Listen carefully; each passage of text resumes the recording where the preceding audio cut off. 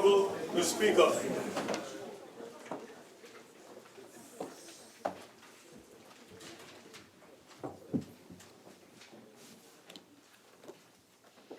Almighty God, we give thanks to you, the creator of the universe, and humbly beseech you to direct and prosper the deliberations of the members of this house here assembled for the advancement of your glory and the trust and welfare of the people of Trinidad and Tobago.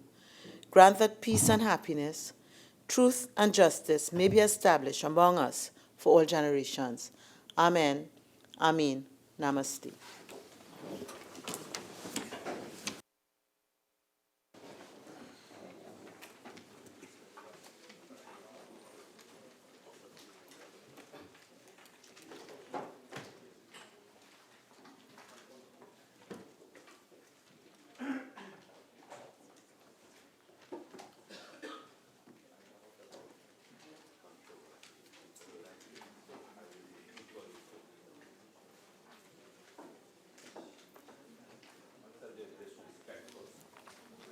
Oath or affirmation announcements by the Speaker.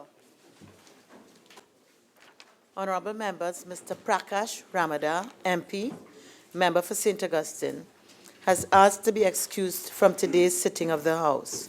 The leave which the member seeks is granted. Bills brought from the Senate, petitions, papers. The Attorney General.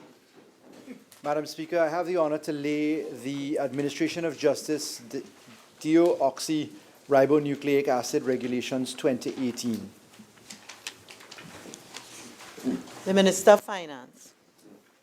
Madam Speaker, in the absence of the Minister of Finance, I have the honor to lay the following papers. Paper number 2, the audited financial statements of the Export TT Limited for the financial year ended September 30th, 2016. Papers 3 and 4, the report of the Auditor General of the Republic of Trinidad and Tobago on the financial statements of the Princestown Regional Corporation for the years ended September 30th, 2012 and 2013.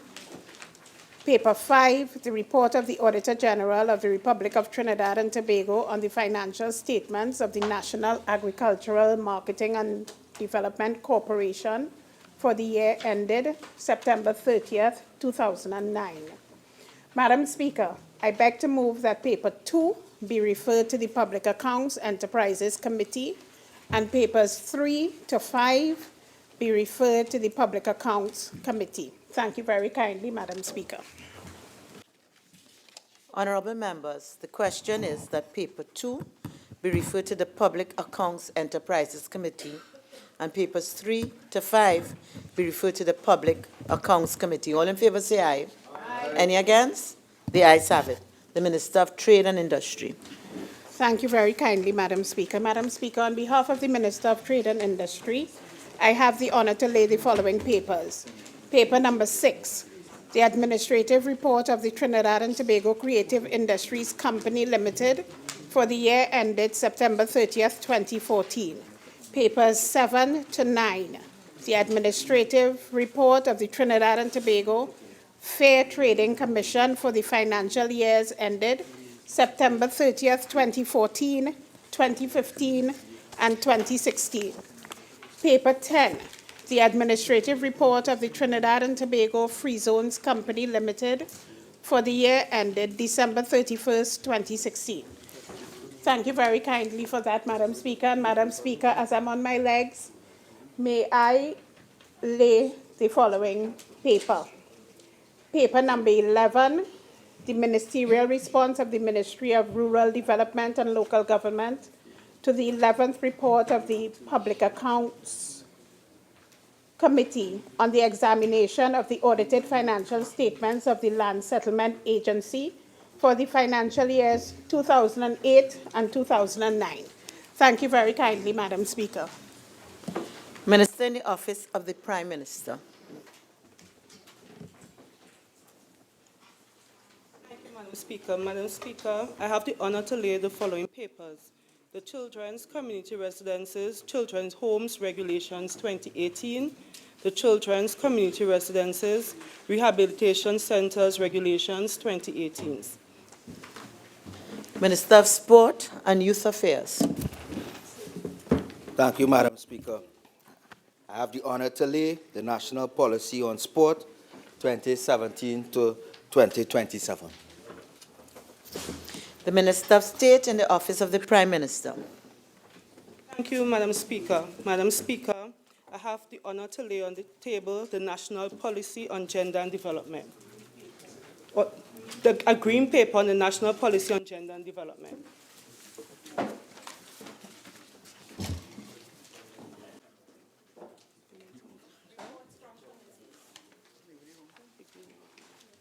Member for Miaru. Joint Select Committee on Land and Physical Infrastructure on an inquiry into the strategies for diversifying the type and number of agricultural commodities produced locally. Prime Minister's questions. The member for Barataria Sanwa. Prime Minister, could the Prime Minister explain the relationship between his government and Sealy's Limited with regards to the purchase of the Galleon's Passage? Prime Minister. Madam Speaker, I am unaware of any basis on which any person would assume that there is a relationship between Sealy's Limited and the government of Trinidad and Tobago. What has been made public by the relevant spokesperson for the government is that Sealy's Limited is a vendor who sold a vessel to the government, to the NIDCO, government of Trinidad and Tobago. Supplementary question to the member Barataria Sanwa. Prime Minister, could you answer who is the registered owner of the Sealy's, the Galleon's Passage? Prime Minister. Madam Speaker, I am not aware of the details of the company Sealy's Limited as to who the owners and shareholders and beneficiaries are. What I do know is that the Minister of Finance advised this country that in searching for a vessel, one was obtained, and the owner of that vessel was Sealy's Limited. Supplemental member for Barataria Sanwa. Prime Minister, could you indicate whether NIDCO is the owner of most of the sea bridge vessels or the manager? Member, could you add some clarification to that question that you've asked? Clarification, Madam Speaker. I just want to know whether NIDCO is the owner and manager of the other sea bridge vessels. Prime Minister.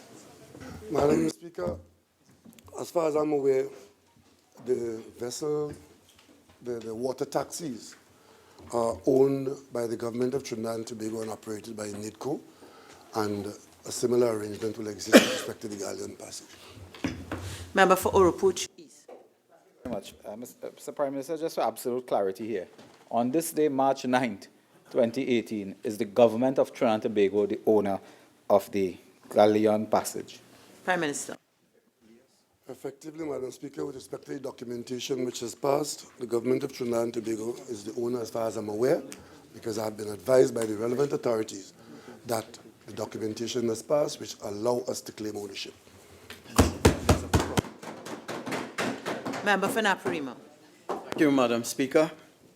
To the Prime Minister, does the Prime Minister agree with the stated demand by Sandals that all concessions and incentives provided to that organization by his administration must be adhered to by all successive governments? Prime Minister. Insofar as that refers to any contractual obligations, as far as I'm aware, the government of Trinidad and Tobago will honor any contract entered into that is not a corrupt one. Supplemental member for Naparima. Prime Minister, would you agree that a clause is necessary to allow for renegotiation in the light of changing circumstances? Prime Minister. Madam Speaker, I'm not aware that such a clause is a requirement for entering into a contract, but if the circumstances warrant such a clause, then there's no problem, but I'm not aware that I'm not aware that that is a condition for the arrangement. Supplementals. I take it that the Prime Minister is saying that a successive government will have the capacity to renegotiate the contract. Yes or no? Prime Minister. Madam Speaker, The law of contract is very clear, and if the member would like to have a course in the law of contract, I'll advise him to go to the law school. If there's a contract, all the terms applying to a contract between parties under the laws of Trinidad and Tobago will apply, including renegotiation. Supplemental, member for Speaker, there's precedent in the supplemental petroleum tax. Question, So the question is, there is precedent for changes in the contract in the light of new circumstances. And would this be incorporated in your negotiation? I would not allow that. I think that has been answered already. Member for Caroni Central. Is there in fact a contract between any agency of the state and Sandals? Mr. Speaker, I would be better able to answer this question if I understand what is this obsession with sandals on the other side. Every Friday I come here, the last position of the government of Trinidad and Tobago is that we have signed a memorandum of understanding to undertake a project. And when I answer you appropriately, you all get vexed because you're all trying to give the impression that we're going to buy out of contracts if we enter it. And now, First they didn't want it. you don't want sandals, you don't want contracts, you want contracts to renegotiate it. If your government, if your party wants to say that you will cancel the contract, if God forbid you come back into government, say so. But don't tell me what to say about the government's contract. We have not entered into any contract. Right? We have not entered into any contract. And as we enter into a contract, as we will, for the conditions of that project, it will be done on top of the table, honestly, and with the integrity of the people of Trinidad and Tobago. Member for Oropuch West, supplemental. Honorable Prime Minister, you have just stated there is a memorandum of understanding. Is there a variation clause in that memorandum of understanding? Prime Minister. Madam Speaker, I have no idea what she's talking about. Member for Naparima. Me?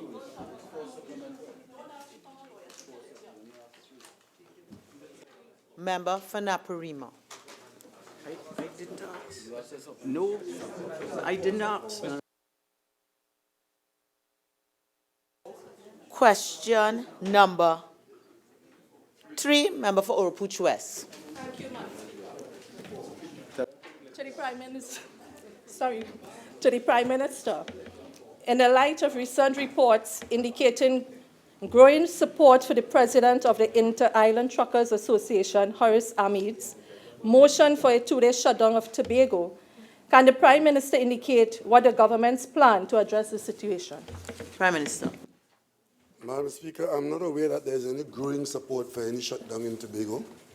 And insofar as the member is referring to the business or businesses associated with Mr. Amin or any other person, the government's position is that it will advise the people of Tobago that if you have a business, it's better kept open to do business. Member for Naparima. Thank you, Madam Speaker.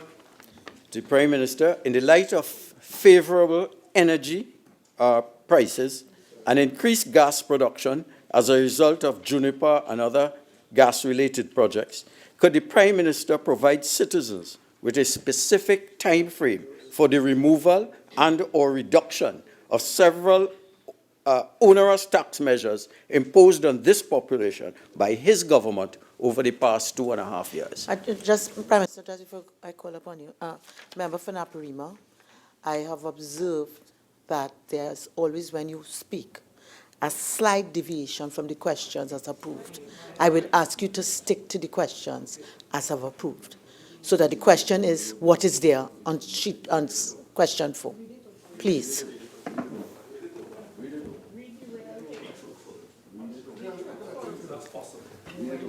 Prime Minister. Madam Speaker, the premise of the question is that the government has imposed onerous taxes on the people of Trinidad and Tobago. We've done no such thing. Supplemental, member for Naparima. Would the Prime Minister indicate whether he intends to change the tax regime in any way because of the better financial circumstances as a result of increased energy prices? Prime Minister. Thank you, Madam Speaker. Madam Speaker, there was a time in Trinidad and Tobago where the fortunes of this country were linked very directly to the movement of oil and gas prices. Unfortunately, at this particular time, Madam Speaker, we are not in a position to benefit in the same way as we would have earlier, largely because of two reasons. One, we are producing far less oil than we used to, and therefore the volume which is affected by the increased price is small. Secondly, Petrotrin, which produces about 60 or 70% of the oil, is not in a position to pay royalty and petroleum tax, profit taxes to the exchequer. So even though the price has been going up, it does not reflect itself at this time in any significant increase to the exchequer. With respect to the gas price, there hasn't been much movement in gas prices. Gas prices have been pretty much stable and have not been moving up in step with the oil prices and such. And of course, with the purchase of one multinational, Spent. Member for Couva South. Thank you, Madam Speaker. To the Prime Minister, could the Prime Minister inform this House of the full list of repairs which DMV Galleon's Passage will undergo in Santiago, Cuba, and the associated cost of same? Prime Minister. Madam Speaker, my colleagues on the other side continue to generate misinformation and spread fake news, and this is part of it. I'm not aware that the vessel is scheduled to undergo any repairs. None whatsoever at this point in time. What is happening is that as a new owner, we are making some minor upgrades and improvements. And they are, Madam Speaker, a canopy on the vehicle deck, a full canopy over the sun deck, and we are installing additional, a second female washroom on the sun deck, and remodeling some rails in the passenger area. These are not repairs, Madam Speaker. These are improvements for the comfort of the people of Trinidad and Tobago who will be using this vessel on a very regular basis. Supplemental, member for Couva South. Madam Speaker, the Prime Minister is still to tell this House the cost of such, and additionally, when the agreement was executed on behalf of the government. Member for Couva South. You have 15 seconds to ask a question. Could you kindly ask the question? Madam Speaker, when the Interministerial Committee executed the agreement on behalf of the government of Trinidad and Tobago, were they aware of the repairs and alterations to this boat? Madam Speaker, my understanding as stated by the chairman of the Cabinet Subcommittee was that at the time when we agreed to purchase the vessel as is, where is, there were some items identified for improvement by us, the prospective owners, and there was an agreement between the seller and the buyer as to who will cover the cost of A or B or C or D. And there was a package of things to be done by the seller, and that is still so, and a package to be done by the new owner, and that is still so. Point up here. Thank you, Madam Speaker. To the Prime Minister. Prime Minister, based on your response, why is it necessary to do these improvements at Santiago Shipyard in Cuba and not in Trinidad and Tobago? Prime Minister. Because the seller has a relationship with a shipyard in Cuba, where I think I understand it's a diamond yard, and because it was their responsibility to do those things, it was to them to determine where they do them. Member for Shogunasis. Member for Naparima. Thank you. Mr. Prime Minister, why in purchasing the vessel were these improvements not part of the specs, in the purchase specs? Prime Minister. Madam Speaker, for the benefit of the listening public in Trinidad and Tobago, I just said we bought a vessel as is, where is. And you may recall, Madam Speaker, we didn't go out to buy a vessel with any spec. We were out there looking for a vessel for lease. And the broker brought to our attention that a better arrangement might be available because this vessel was available for sale because the owner who ordered it could not make the payments. And we stepped into those shoes, and that is how we ended up buying that vessel. So there was no question of us having a vessel that didn't meet our specs and so on and so on. This is just misinformation, confusion, fake news. Supplemental. Thank you, Madam Speaker. Could the Prime Minister inform this House of the cost of the repairs, alterations, and who will bear the cost? Prime Minister. 2.3 million Trinidad and Tobago dollars. Member for Couva South, question number 6. Thank you, Madam Speaker. Could the Prime Minister inform this House of the value of the separation packages involving the departure of the Vice Presidents of Exploration and Production, Refinery and Marketing, Human Resources and Corporate Services, and Senior Advisor to the Office of the President from the operation of Petrotrin? Prime Minister. Madam Speaker, these details are being worked out by the board of Petrotrin, and on completion, such information will be transmitted to the relevant Minister of Energy.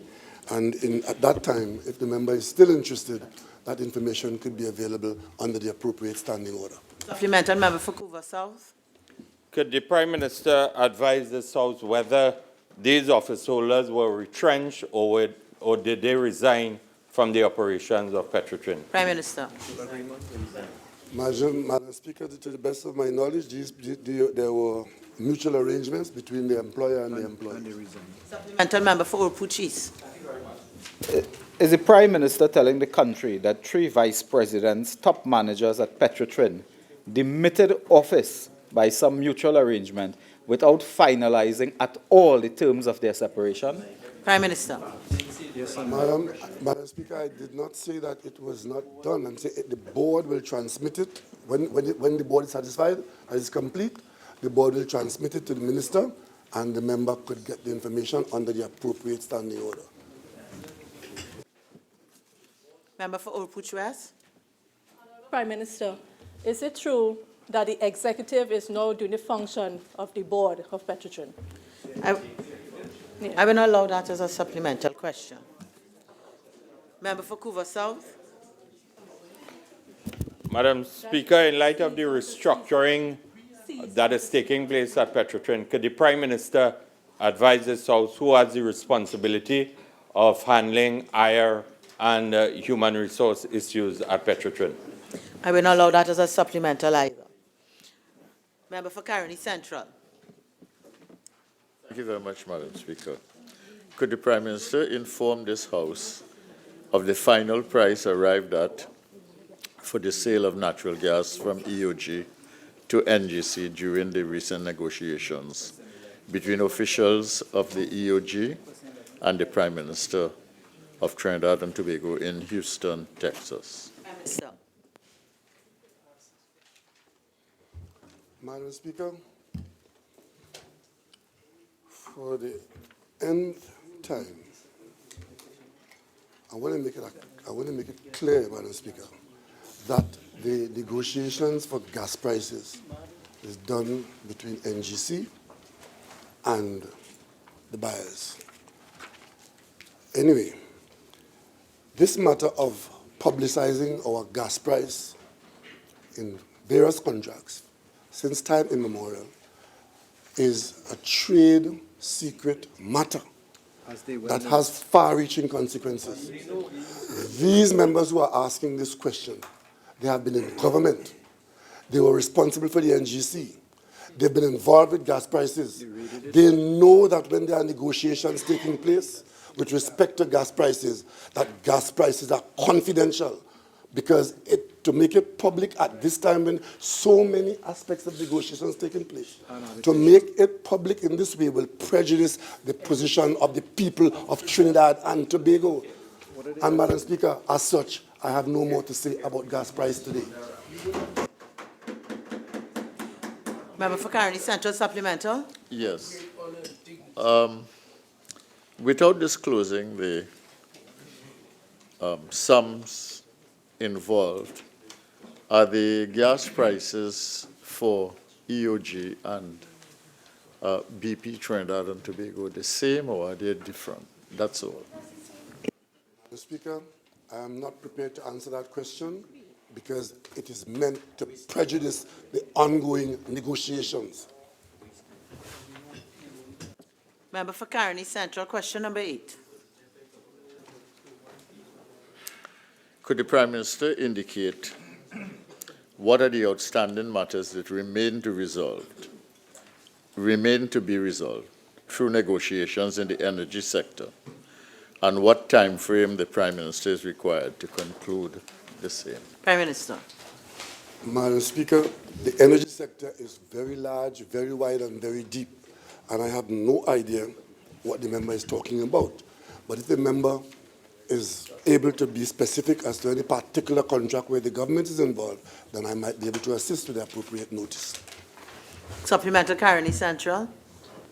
Yes, Prime Minister, I think you have indicated to this House that, well, I imagine the Speaker will stop me, but the question I will ask is this.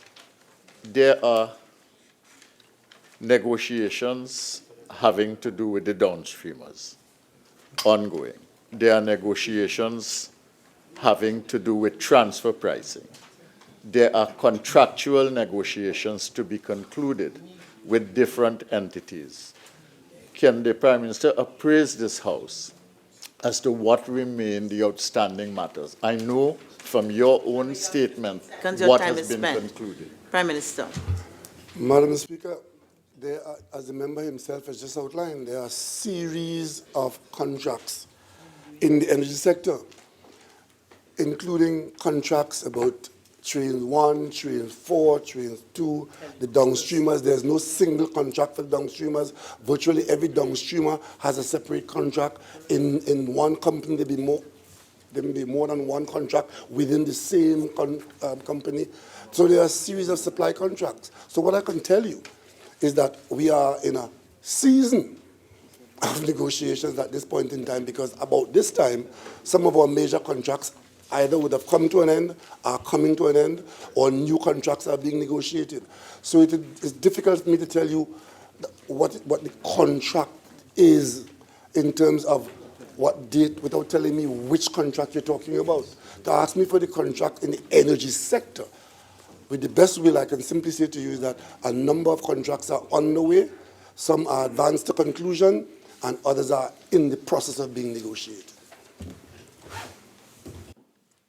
Member for Urupuch West. Madam Speaker, Honorable Prime Minister, in relation to your meeting with the leaders of the Muslim groups in Trinidad and Tobago, could the Prime Minister indicate if all Muslim groups were represented at this meeting? Prime Minister.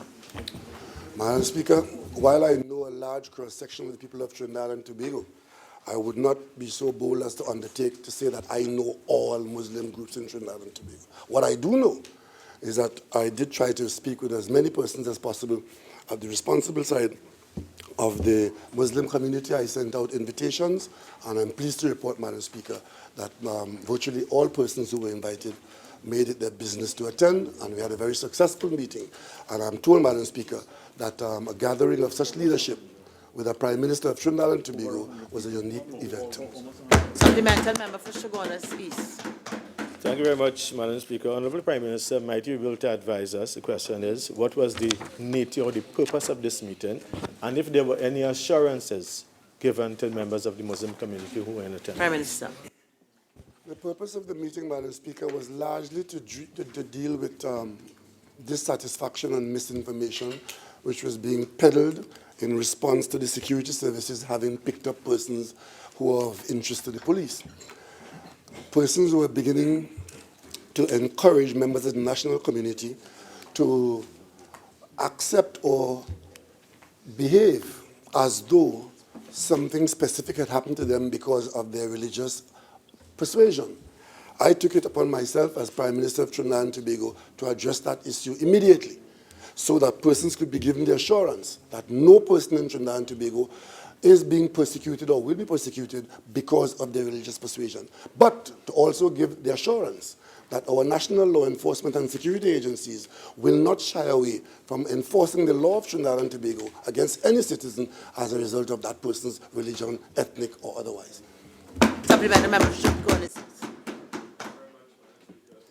Given the answer you just enunciated to us, Honourable Prime Minister, can you say, in view of the discussions, any of those persons who were picked up by the law enforcement agencies arising out of this meeting, are you aware if any of them were charged? Prime Minister. I'm not sure who are you talking about? Honourable Prime Minister, you indicated that you were in the discussions, you were aware that there was some. I am not aware about the Muslim leaders who were invited and who attended. I am not aware if any of them was charged with any offense. Not the leaders, Honourable Prime Minister. You indicated that there were some persons who were under the radar of the law enforcement agencies who were recently, a couple of weeks ago, were interrogated and detained, and I'm asking whether any of those were charged. Arising out of the question that was asked.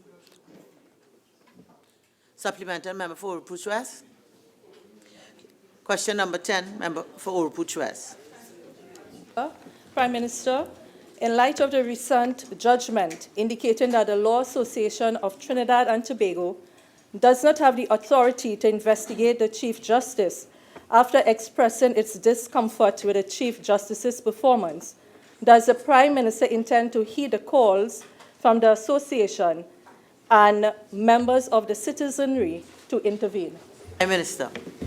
Madam Speaker, the only assurance I can give the member is that as Prime Minister of Trinidad and Tobago, I will ensure that the responsibilities of the Office of Prime Minister operates under the provisions of the Constitution of Trinidad and Tobago and not to calls being made by persons who may or may not understand the role of the Prime Minister and the provisions of the Constitution.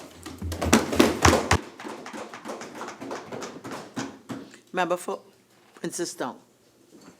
Thank you, Madam. Madam, to the Honourable Prime Minister, in light of the Prime Minister's reappointment of Marlene MacDonald as a minister, could the Prime Minister say whether he has received information from the Integrity Commission and or the fraud squad that Ms. MacDonald is no longer the subject of an investigation and has been cleared of all alleged wrongdoing and misconduct?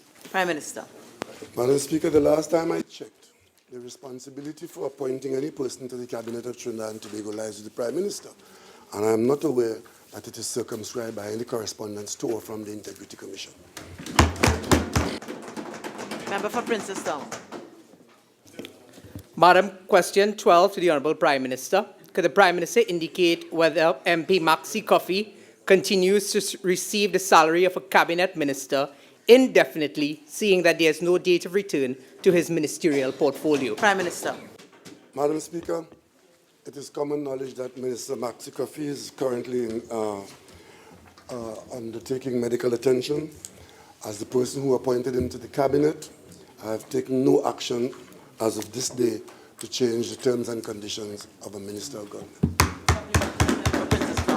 Thank you, Madam, to the Honourable Prime Minister. Will the Prime Minister not agree that it is unethical and or unlawful for Mr. Coffey to continue receiving a salary and perks of over $40,000 monthly indefinitely for work not being done? Prime Minister. Madam Speaker, I'll let that by. Supplemental member for Orupuchis. Yeah, could the Prime Minister confirm that in his opinion, the minister can remain indefinitely away from his job and continue to draw a salary as a minister? Prime Minister. Speaker, I've said no such thing. Supplemental member for Barata-Arasano. You indicate, is Minister Coffey really being denied assistance with final medical expenses? Prime Minister. Could the member repeat the question, please? I didn't muffle the last piece. Honourable Prime Minister, is it true that Minister Coffey is being denied assistance for his final medical expenses? Prime Minister.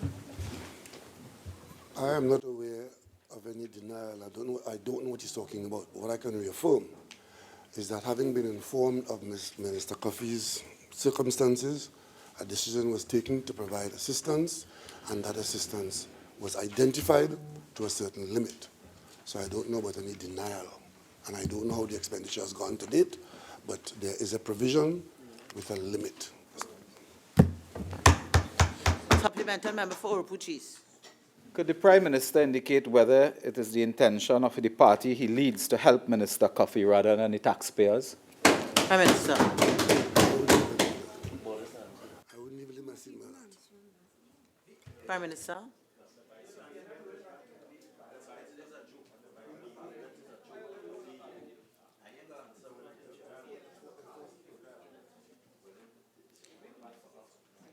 Prime Minister.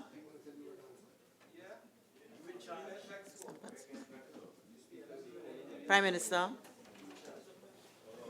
Speaker, if my colleague from Orupuch East want to talk about party elites, I'll meet him outside on the pavement. Member for Princess Town. Member for Princess Town.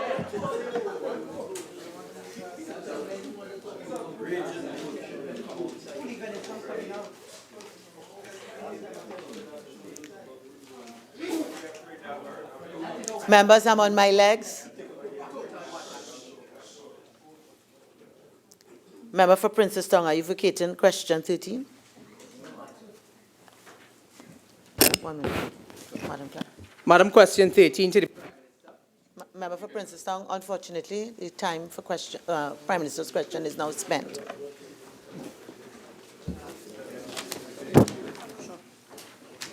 Urgent questions. Member for Orupuch West. Madam Speaker, to the Minister of Education.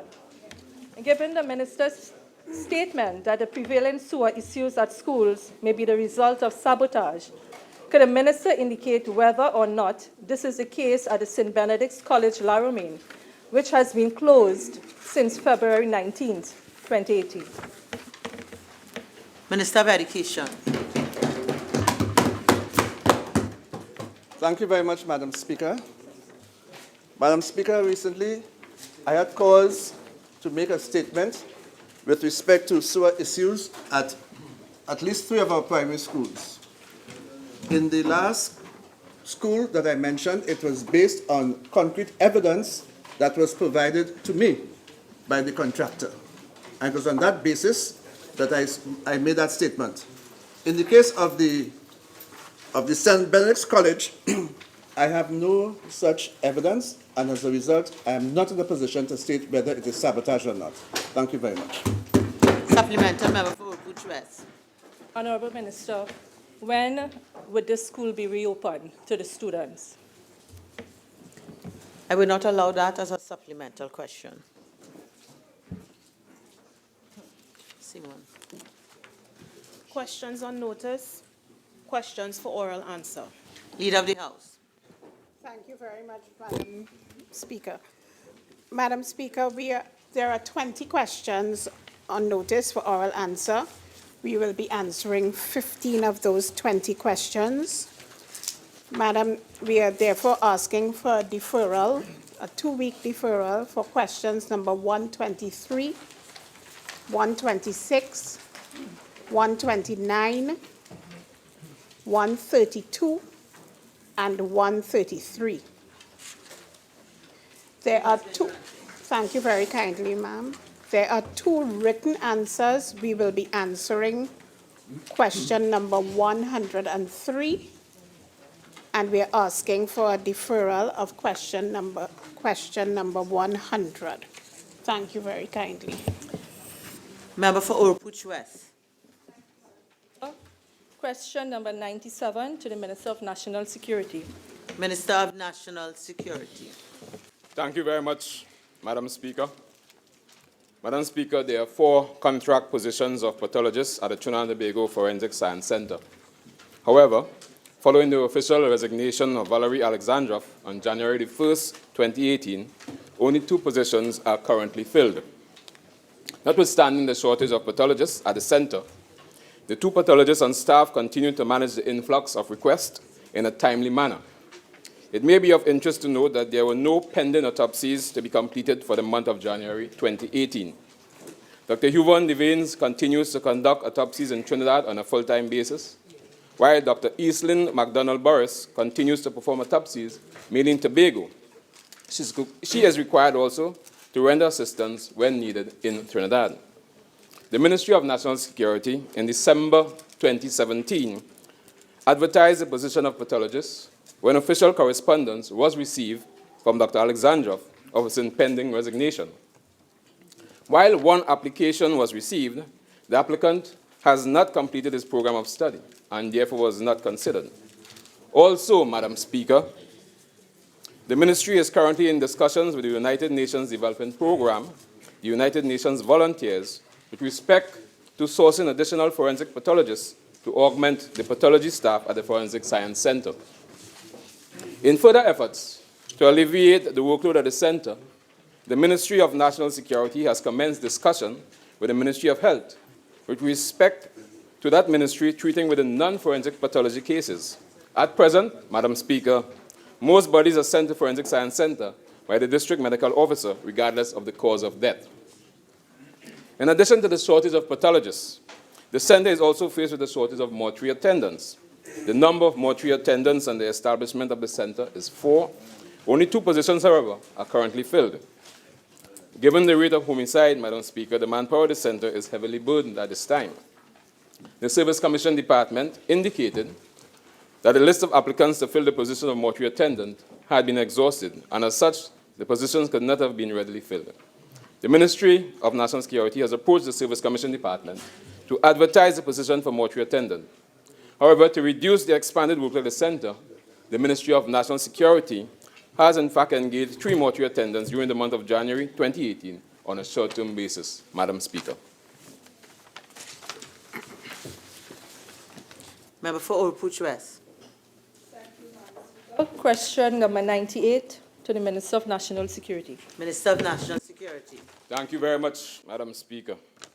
Madam Speaker, while there are international guidelines which suggest that a pathologist should work on an average of 250 to 300 cases per year, these are just guidelines and not regulations. It is to be noted, in the context of Trinidad and Tobago, there are no specific laws or regulations to determine the prescribed number of autopsies a pathologist should be assigned. Therefore, there are no prescribed number of autopsies that a pathologist is expected to complete on a monthly basis. During the period January 1st to 31st, 2018, the Forensic Science Center received requests for 113 autopsies. All autopsies were completed by the pathologists assigned to Trinidad and Tobago Forensic Science Center, and there are no pending autopsies yet to be completed for the month of January 2018.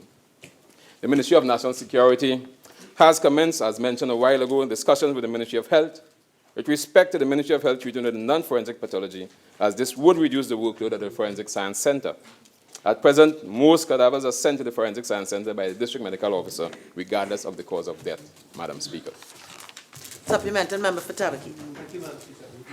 Mr. Minister, given you said that the average is 250 to 300 per year, the 100 plus autopsies that were done in January, was it done by one person or was it done by more than one person? Minister of National Security. Madam Speaker, while there's one pathologist assigned to Trinidad and Tobago, Dr. Boris also comes to Trinidad from Tobago as needed required. So it could be that both of them would have performed autopsies on this. So both of them coordinated. Supplemental member for Tabaki. Minister, Madam Speaker, is the Minister satisfied that a person doing an average of 4 autopsies per day, given the international standard, could be doing the quality of work that will provide substantial evidence that can stand up in a court of law? Minister of National Security. Madam Speaker, I mentioned a while ago measures that we are taking to reduce the workload on the pathologists, because as it stands right now, almost every case of death, the DMO sends the body to the Forensic Science Center, while in the past, one can recall that those were sent to the hospital, and we are trying to, again, return to that where non-forensic cadavers are sent to the Ministry of Health, to the various hospitals to treat with them. So we are, in fact, reducing the workloads at this point in time. Member for Oropouche West. Madam Speaker, question number 99 to the Minister of Sport and Youth Affairs. Madam Speaker, it should be noted that the Sport Company of Trinidad and Tobago Limited, Sport TT, serves as the implementation arm of the Ministry of Sport and Youth Affairs, and the Trinidad and Tobago Cricket Board falls under this purview. Madam Speaker, with regards to Part A of the question, as advised by the Sport Company of Trinidad and Tobago, the Trinidad and Tobago Cricket Board received in excess of $200,000 in 2017, together with $197,000 for outstanding electricity bills. Madam Speaker, with regards to Part B of the question, as advised by the Sport Company of Trinidad and Tobago, funding to Trinidad and Tobago Cricket Board usually covers administration costs, and payment of salaries to the administrators of the Trinidad and Tobago Cricket Board.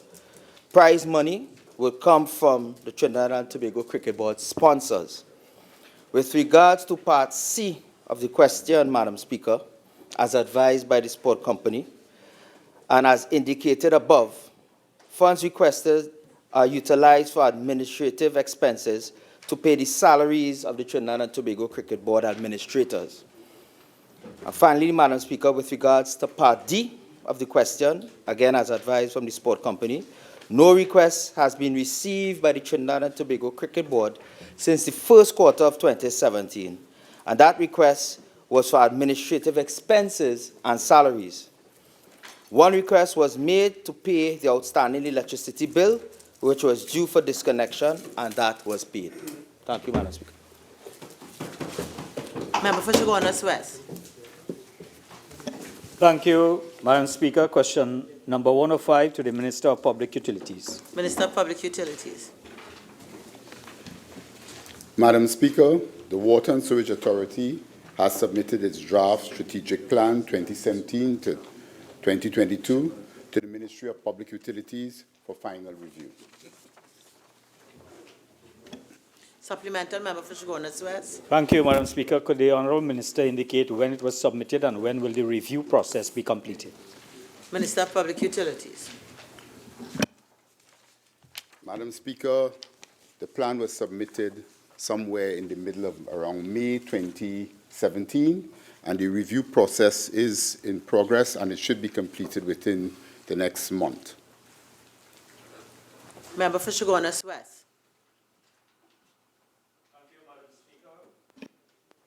Question 106 to the Minister of Public Utilities. Minister of Public Utilities. The Water and Sewage Authority did hire a consultant to assist in the preparation of the strategic plan 2017 to 2022, and the cost of this consultancy was $197,098.19. Supplemental member for Chaguanas West. Could the Honourable Minister indicate who was the consultant who hired? Minister of Public Utilities. The consultant hired was a Dr. Harvey H. Miller. Member for Oropouche East. Thank you very much, Madam Speaker. Question number 112 to the Bajon. To the Honourable Prime Minister. Please, I withdraw that. I withdraw that.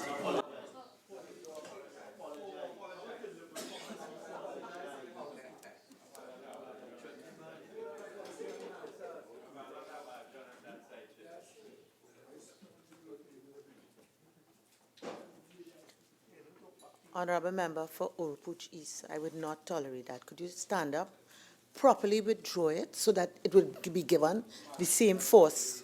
Madam Speaker, I properly withdraw that comment. Could you therefore please readdress your question in proper manner? Of course, ma'am. Question number 112 addressed to the Prime Minister. Prime Minister.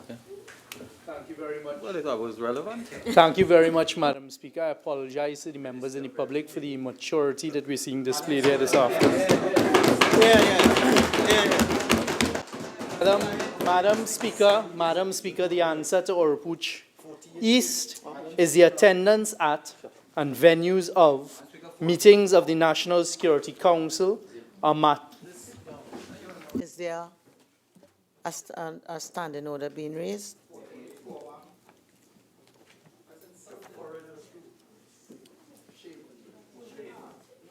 Please proceed. Thank you very much, Madam Speaker. Again, I apologize for the behavior. The attendance at and venues of meetings of the National Security Council, Madam Speaker, are matters of national security and thus private and confidential. Supplemental, member for Oropouche East. Madam Speaker, is this member for Port of Spain North telling us that he cannot indicate who are the members of the National Security Council present at a meeting, which includes cabinet members? Prime Minister. Thank you very much, Madam Speaker. The answer remains as before. The attendance at meetings of the National Security Council and who attend such meetings are matters of national security and will not be divulged at this time. Supplemental, Oropouche East. Member aware that a cabinet note creates a National Security Council and that is a public document? And the answer is yes. We are all aware of how the membership of the National Security Council is composed and comprised at the discretion of the chairman, the Honorable Prime Minister. But his question, lest he try to continue misleading the public, is who are the members that attended a very specific meeting on a specific date? Who attended? And as I said before, that is an issue of national security and will not be divulged. Supplemental, member for Oropouche East. Not wanting to tell us who attended, could you tell us the venue of the meeting? Madam Speaker, the answer is no. You want to set a bomb or something? Supplemental, member for Oropouche East. Am I understanding the member as saying that it is a secret where the meeting was held, who attended this meeting, and every single thing about the National Security Council is a secret by this government? Minister. Thank you very much. Madam Speaker, I believe the member for Oropouche East at one time was a member of a National Security Council, and he would be very aware that every document that is delivered to a member of the National Security Council, the precaution is taken and stamped in red that it is a secret document. Every decision or every deliberation is not secret. It is what the National Security Council decides to release to the public will not remain secret. And what he is trying to do here is putting national security issues at risk, and we will not participate with him in his little run around and forward. Question 113, member for Oropouche East. Thank you very much. To the Minister, question 113, ma'am.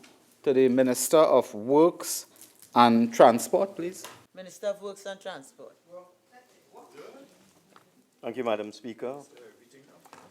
The following technical experts from the maritime campus of the University of Trinidad and Tobago visited the vessel and participated in sea trials over the period December 17th to December 20th, 2017. Mr. Ezekiele Waka, who graduated with a MSc in Maritime Education and Training from the World Maritime University in Sweden, has a Bachelor of Engineering degree in Ocean Engineering from the Australian Maritime College, and completed the Chief and Second Engineers program at the Sydney Institute in Australia. Began his career as a cadet engineer, leading up to Chief Engineer on vessels operating in the Pacific Islands and international waters since 1985. He has over 31 years' experience in the maritime field, serving as ship's engineer officer, port manager, senior instructor of the marine engineering programs, delivery of courses in BSc Maritime Operations Program, and lead instructor for engine room simulation, etc., etc. In addition, Captain Suchet Singh also participated in the sea trials, Captain Suchit Singh of India, a master mariner with experience of 21 years in the shipping industry and maritime sector, Madam Speaker. His list of qualifications is so long that I will just read a few of his qualifications.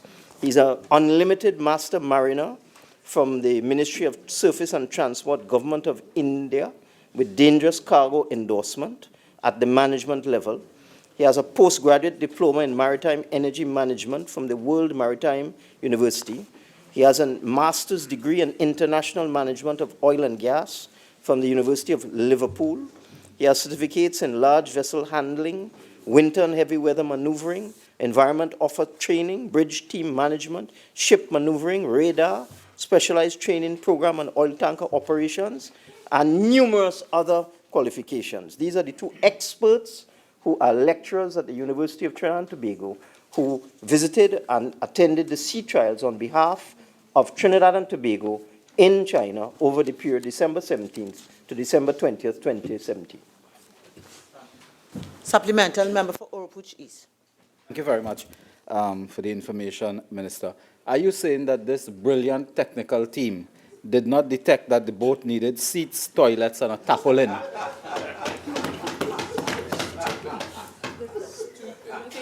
If you're not answering, I'll... Oropuch East.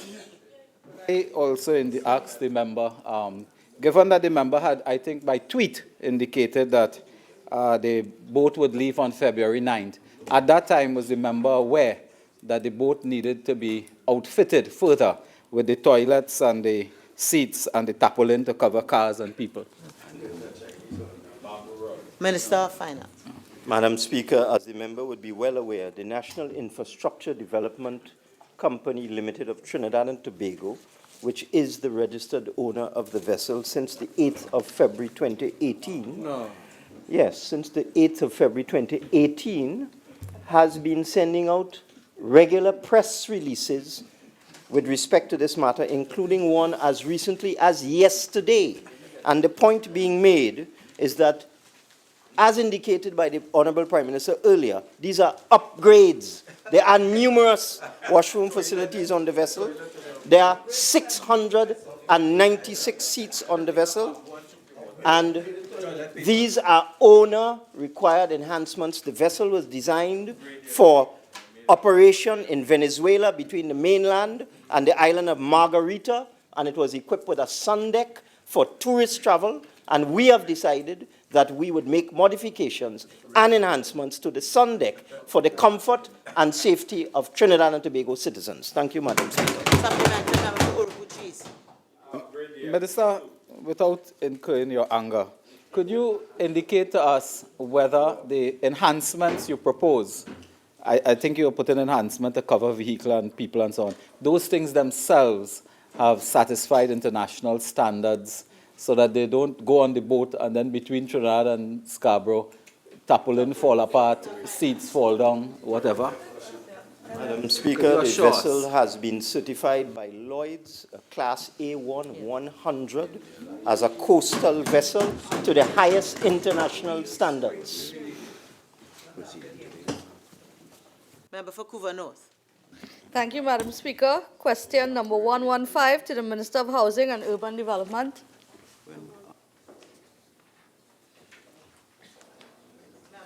Public Utilities. No. Housing and Urban Development. Housing and Urban Development. Madam Speaker, the answer is no. Lands that were allocated under the government-aided self-help housing program are not the lands allocated for the former Caroni workers. These lots are from sites that were approved for distribution under the former Land for the Landless policy residential lots program.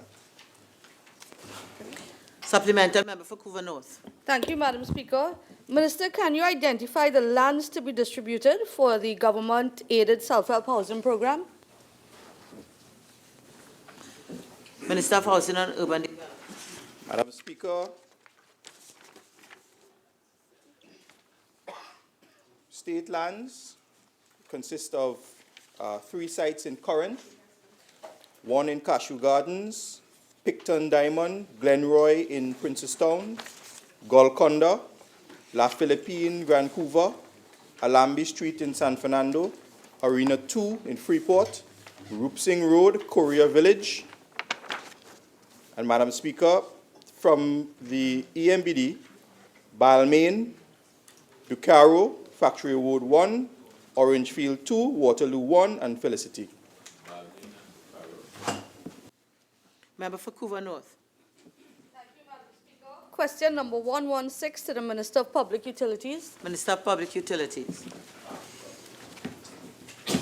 Madam Speaker, the authority for the establishment of rates for water and electricity services in Trinidad and Tobago is the sole remit of the Regulated Industries Commission, RIC, which is an independent regulator with a mandate to ensure the promotion of the highest quality of utility services at fair and reasonable rates.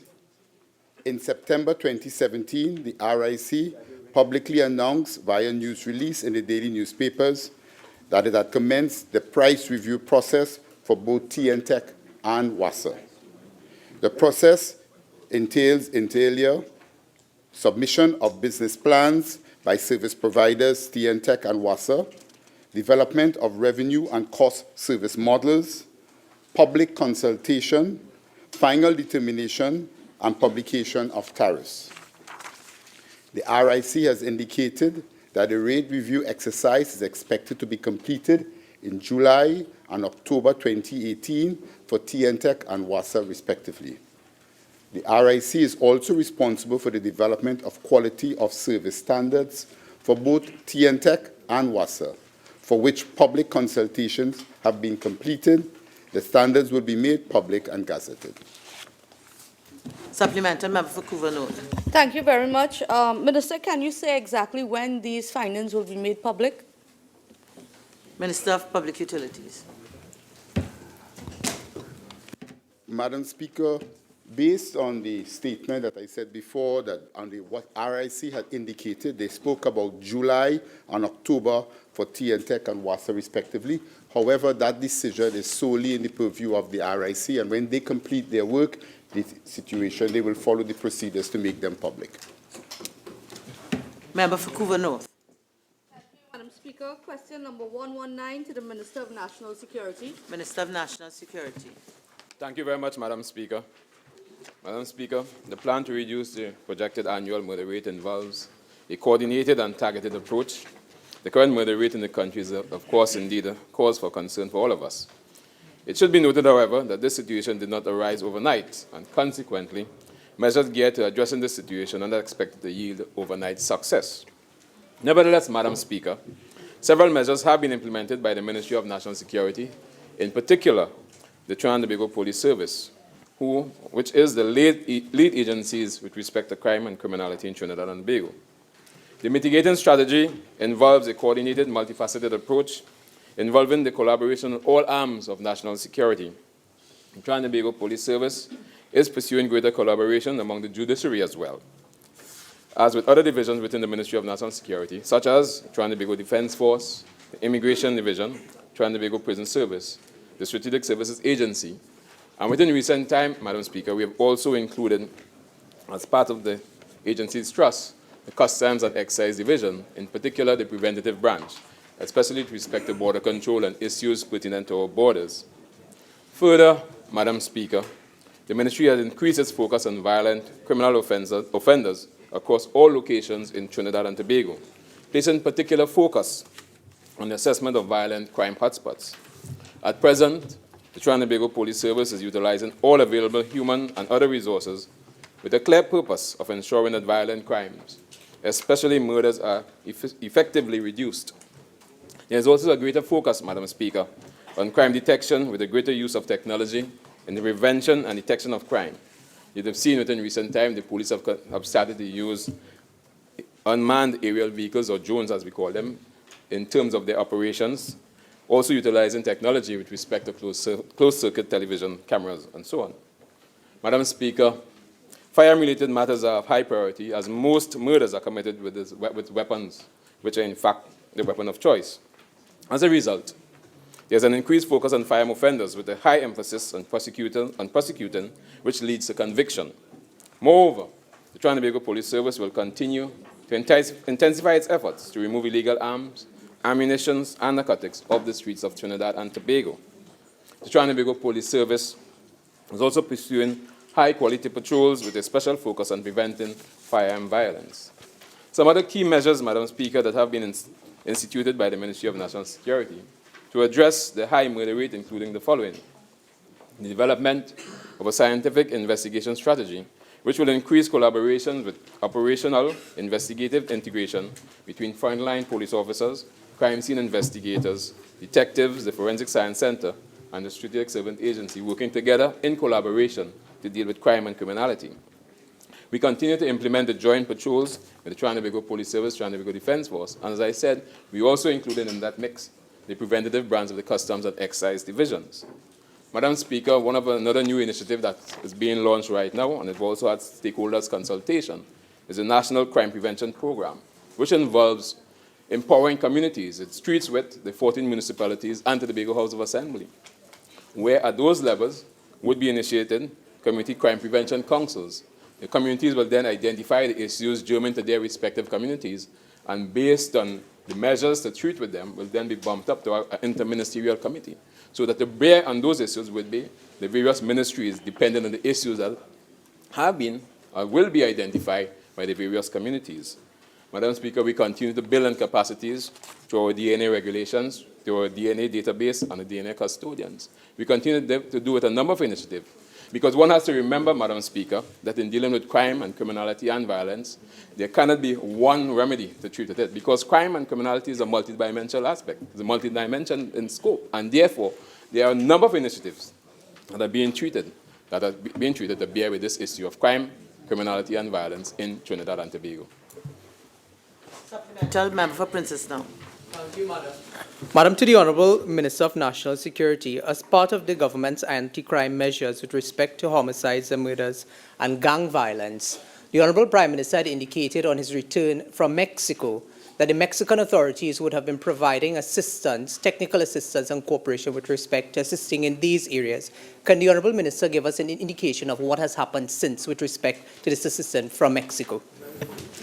Minister of National Security. Madam Speaker, and I want to thank the Honourable Prime Minister for his initiative in meeting with the Mexican authorities.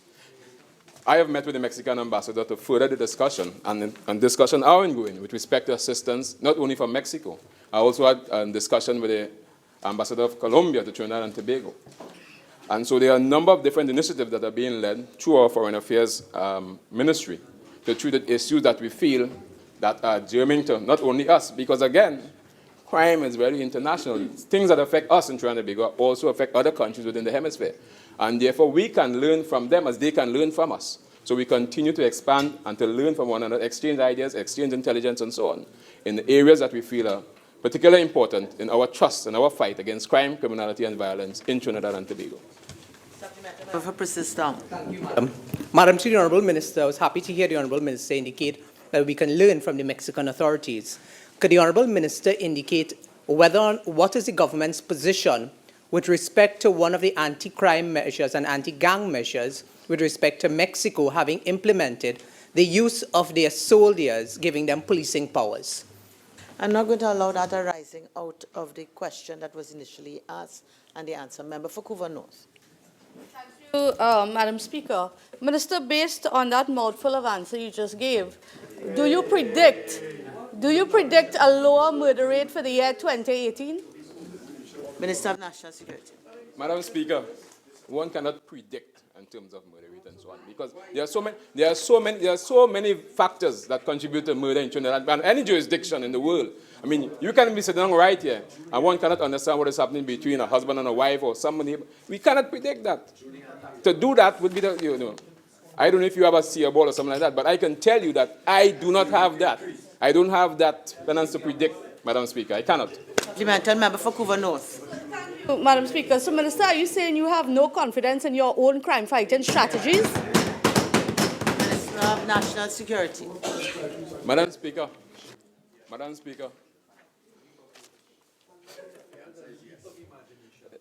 let me address the issue quite squarely. Because, you see, you can sit down on one side and talk about the murder rate.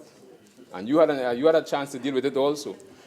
We have put together the various agencies of national security to treat with crime and criminality in Trinidad and Tobago, and we're developing the capacity so to do. We will tackle all the issues, whether it is murder, and you have seen, in fact, you have seen a reduction in serious crimes throughout Trinidad and Tobago, and we are tackling the murder rate head-on with all agencies of national security. And we hope, one of the predictions that I have is that the opposition will support us in the fight against crime and criminality in Trinidad and Tobago. That's a prediction I would like to make. Member for Naparima. Question number 121 to the Minister of National Security. Thank you very much, Madam Speaker. Madam Speaker, the remuneration package for the Director of the Strategic Service Agency is $43,600. For the Deputy Director, National Intelligence is $42,245. That's same for all Deputy Directors. Supplementary member for Naparima. Tell us whether those are contract positions, if so, for how long, and who sets the salary? Member, one question at a time, please. So we'll take the first question, if they are contract positions. Madam Speaker, the answer is yes, they are all contracted positions. The salary is checked by the Chief Personnel Officer. All three are contracted positions. Yeah. Member for Point of Peer, supplemental question. Thank you, Madam Speaker. The Minister, you answered only one part of the question, is salary. You didn't answer the terms and conditions of employment. Minister of National Security. Madam Speaker, the terms and conditions of employment, they are about 7 to 10-page documents. I can make them available. Because time will not permit me to read all of this in this forum, but I can make the terms and conditions available to the member. Member for Naparima. Question number 122 to the Minister of Works and Transport. Minister of Works and Transport. Thank you, Madam Speaker. With respect to the part A of the question, with respect to the procurement policies used for the acquisition of the Galleon's Passage, the Cabinet appointed a subcommittee and gave that committee the responsibility to identify a suitable vessel for lease and servicing of the sea bridge by conducting a market survey.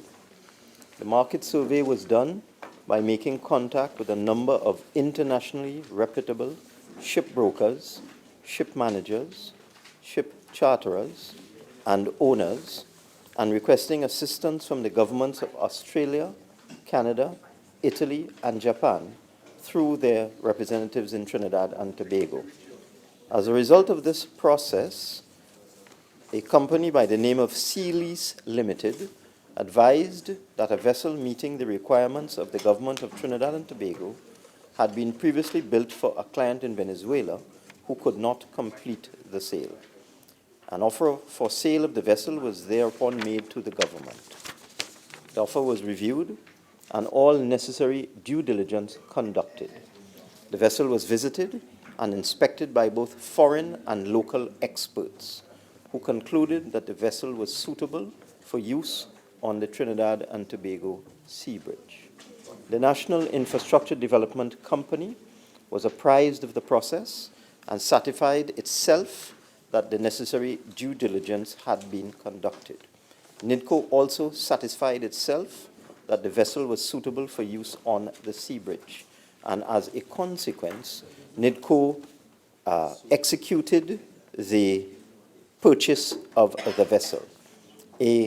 Arising from this, a memorandum of agreement was prepared and executed between NIDCO and the seller on the 12th of January 2018.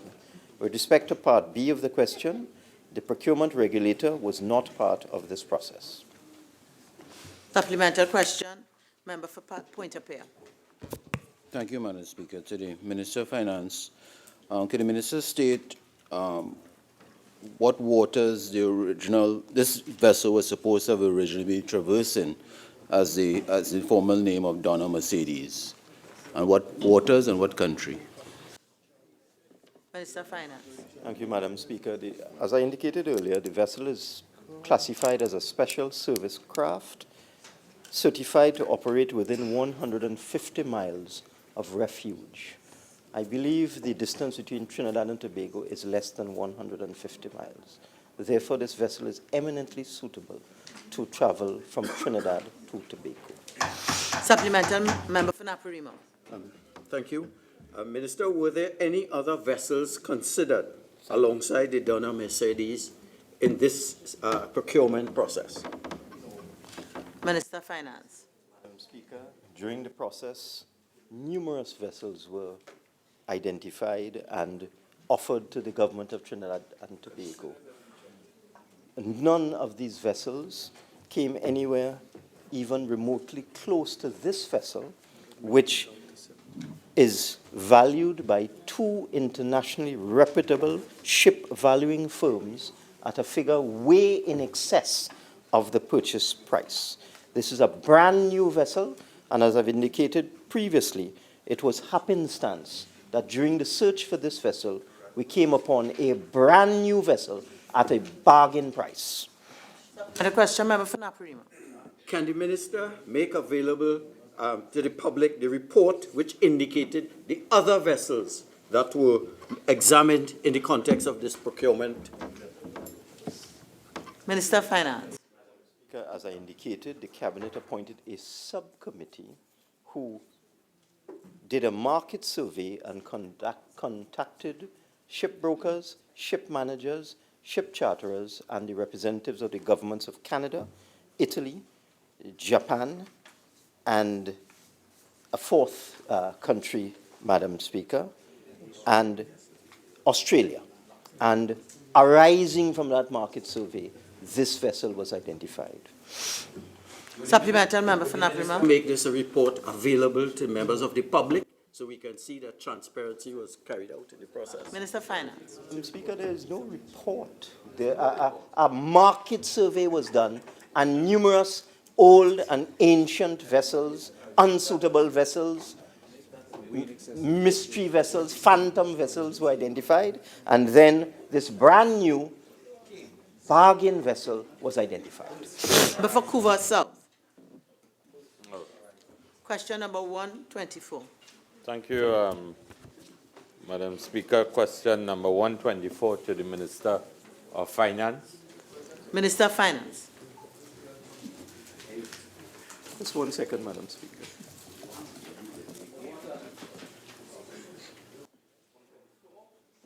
Madam Speaker, the Chairman of the National Insurance Appeals Tribunal, Ms. Stacey Cummins, was sworn in by His Excellency the President Anthony Carmona, President of the Republic of Trinidad and Tobago, on the 2nd of March 2018, in accordance with Section 61A of the National Insurance Act, Chapter 3201.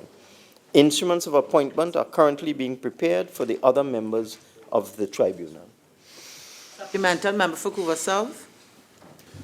Given the tripartite nature of the board, Minister, could you inform this House when the other instruments of appointment or the other members will be appointed? Minister of Finance. Madam Speaker, the instruments are being prepared as we speak. These instruments are to be executed by His Excellency the President of the Republic of Trinidad and Tobago. Supplemental, member for Couva South. Thank you, Madam Speaker. Could the Minister inform this House how many appeals are currently before this tribunal? I would not allow that as a supplemental question. Member for Couva South.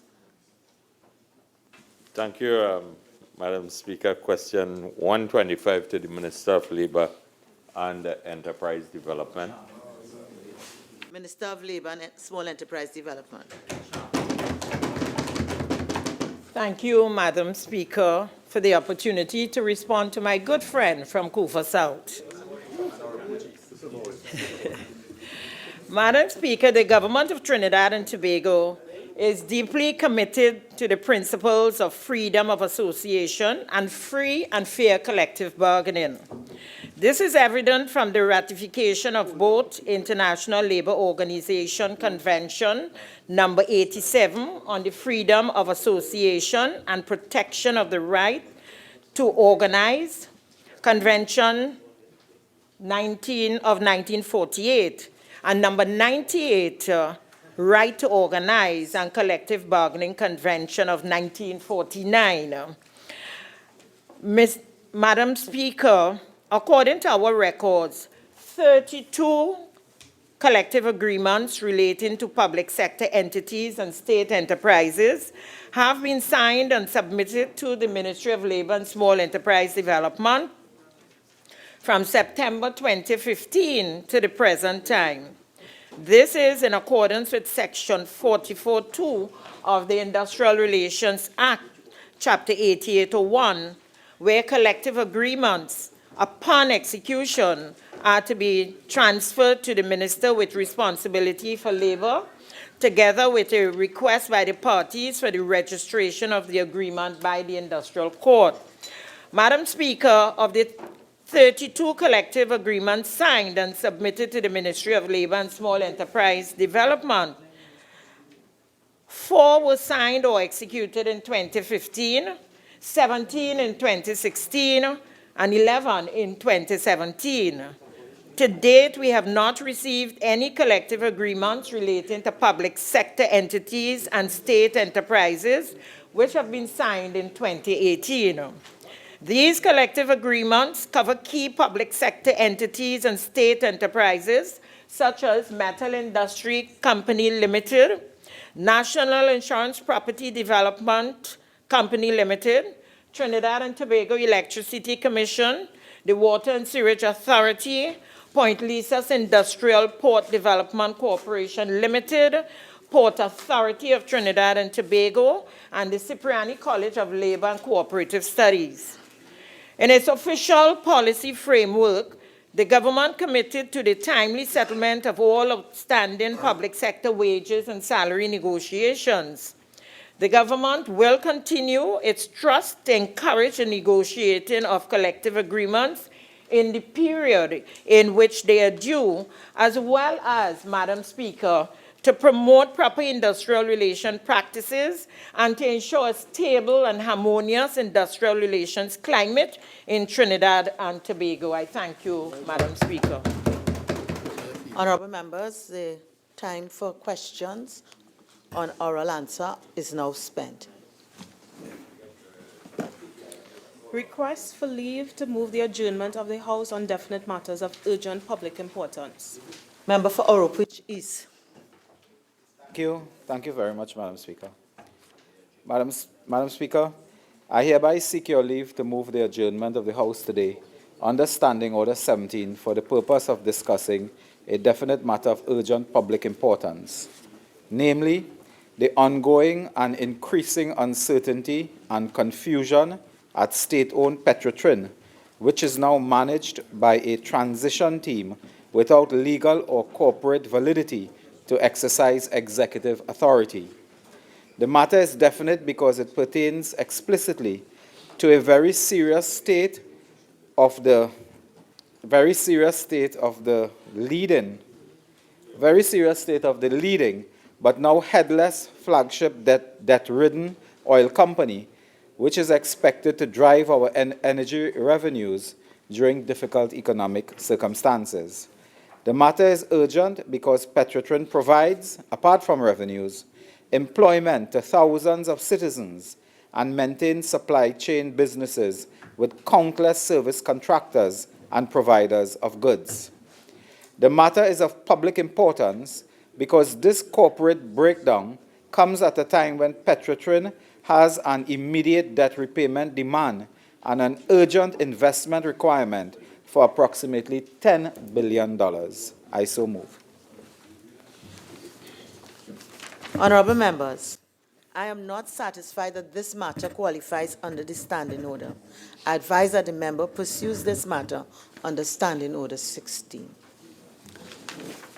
Member for Shogunas West. Thank you, Madam Speaker. In accordance with Standing Order 17 of the House of Representatives, I wish to request your leave to raise a definite matter of urgent public importance, namely the controversy involving the Office of the Chief Justice and its office holder. The matter is definite because it deals with the continuing and current controversy associated with the office of the head of the judiciary and its office holder, namely the Chief Justice. The matter is urgent because the current impasse threatens the rule of law and undermines the trust and confidence citizens have in the judiciary. The matter is of public importance because the rule of law is a sacred pillar in the architecture of our state and society. Trust and confidence in the judiciary are vital elements in the implementation of the rule of law. I so move, Madam Speaker. Honourable members, I am not satisfied that this matter qualifies under the standing order. I advise that the member pursues this matter under Standing Order 16. Statements by ministers. The Minister of State in the Office of the Prime Minister. Thank you, Madam Speaker. Madam Speaker, I have been authorized by the Cabinet to make the following statement on government's national policy on gender and development, a green paper. It is indeed a pleasure for me to stand before this honourable House to lay this document, a policy document which has been in the making for approximately 18 years, a document born out of years of activism and consultation. This national policy on gender and development is for the people of this nation. It is a document which will guide the quality of life for every man, woman, boy and girl in Trinidad and Tobago, as there is an inextricable link between gender and development. The development and implementation of this national policy on gender and development is an initiative currently led by the Office of the Prime Minister, Gender and Child Affairs, and several aspects of this policy received prior approval and are currently being implemented. However, there remains a lot to be accomplished, and we must commence those strategies which are urgent and important. It is for this reason that the government has given the Office of the Prime Minister the approval for the immediate use of the policy to guide gender and development in this country. While the Office of the Prime Minister is building out the administrative and other mechanisms to support the development and implementation of the policy, it is being laid in this honourable House for public scrutiny and comment. This will afford stakeholders the opportunity to measure best practices and discuss the impact of its implementation. The overall goal of this national policy for gender and development is to promote social justice and sustainable development in Trinidad and Tobago by underpinning all of government's policies with principles of equality, equity, and human rights. The vision of the national policy on gender and development is to create a gender-just society which is free from discrimination on the basis of sex, a society in which women and men and boys and girls at all stages of the life cycle, at all levels and in all spheres of life can develop their full potential. It is envisaged that gender equality and equity will be achieved by the year 2030, which is in keeping with government's National Development Strategy, or Vision 2030 framework, and the United Nations Sustainable Development Goals. The policy is designed with strategies and actions that are needed to strengthen the capacity of policymakers, planners, and implementers to meet societal commitments to eliminating all forms of gender discrimination and respond to harmful gender disparities consistent with the intention of the Constitution and international human rights obligations. The action plan, communication strategy, and other mechanisms designed to drive the policy will seek to transform inequitable gender relations, influence state policy on all areas, and identify strategies to facilitate new and equitable relations between women and men, boys and girls. The strategy objectives outlined in the policy aim to incorporate gender and development measures in all policies, programs, and projects within government and the wider society, strengthen institutional capacity to reduce vulnerabilities from gender gaps in society, and foster improved gender relations in all spheres, foster networking and collaboration with local, regional, and international agencies to advance gender equality, foster public awareness and sensitization for positive individual and societal changes in attitude and behavior to advance gender equality at all levels, promote legislative review and reform to encourage equitable advancement of men and women, boys and girls, and prevent, punish, and eradicate gender-based violence. The National Policy on Gender and Development of Trinidad and Tobago has been developed through extensive consultation and research spanning some 18 years. The thematic areas selected and policy measures presented are supported by robust research and analysis, evidence-based data gathered through national and regional information gathering exercises, consultations with a wide range of stakeholders, sector studies, interviews, and existing documents. The process revealed differences which are addressed by specific measures in the policy in areas of transformational leadership and governance, macroeconomics and trade, labor and employment, on wage economic activities, domestic and family life, poverty alleviation and social protection, agriculture and food sovereignty, climate change and natural resource management, gender-based violence and human security, education and human capital development, health and well-being, gender and special interest groups.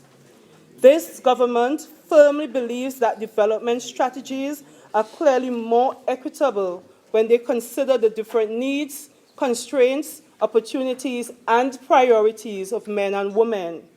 Compelling evidence suggests that such inclusive strategies are always far more effective and sustainable.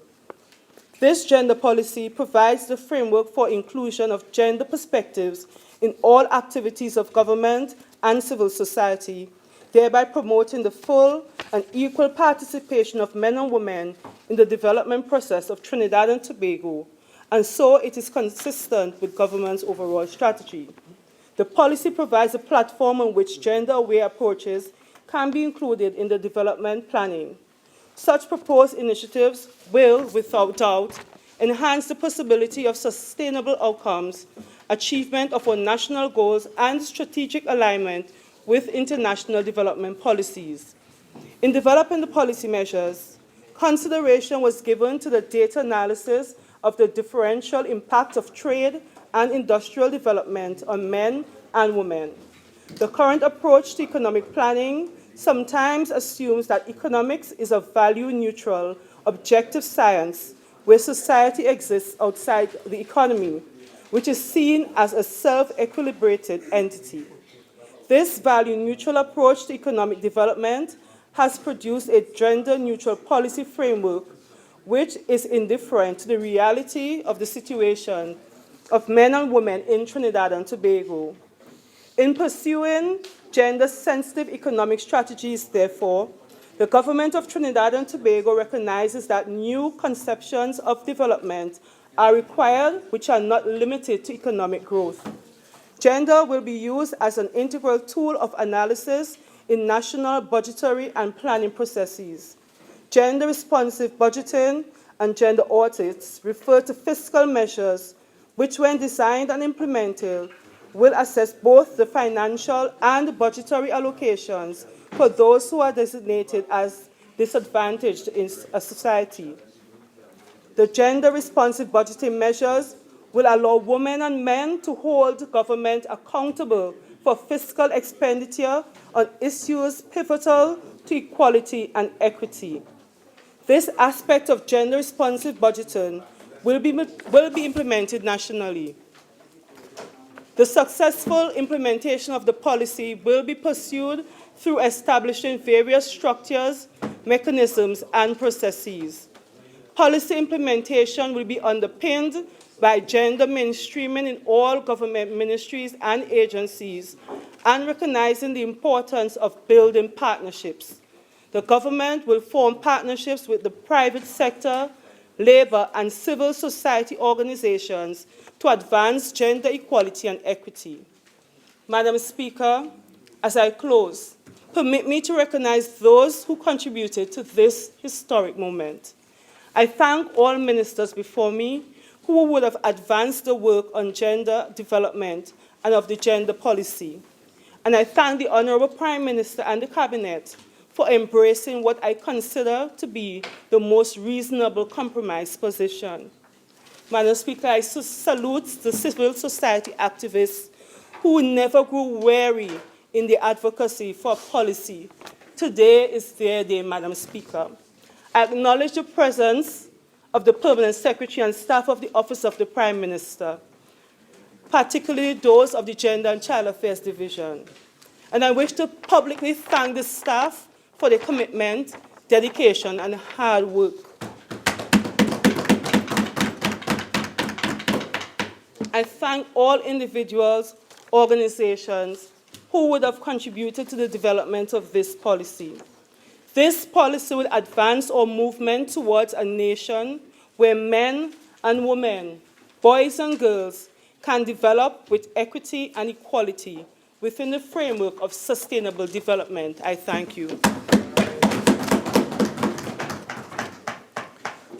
Honourable members, I have been informed that pursuant to Standing Order 126, there's an agreement that the time be extended to 17 minutes for the Honourable Prime Minister to complete his statement. Prime Minister.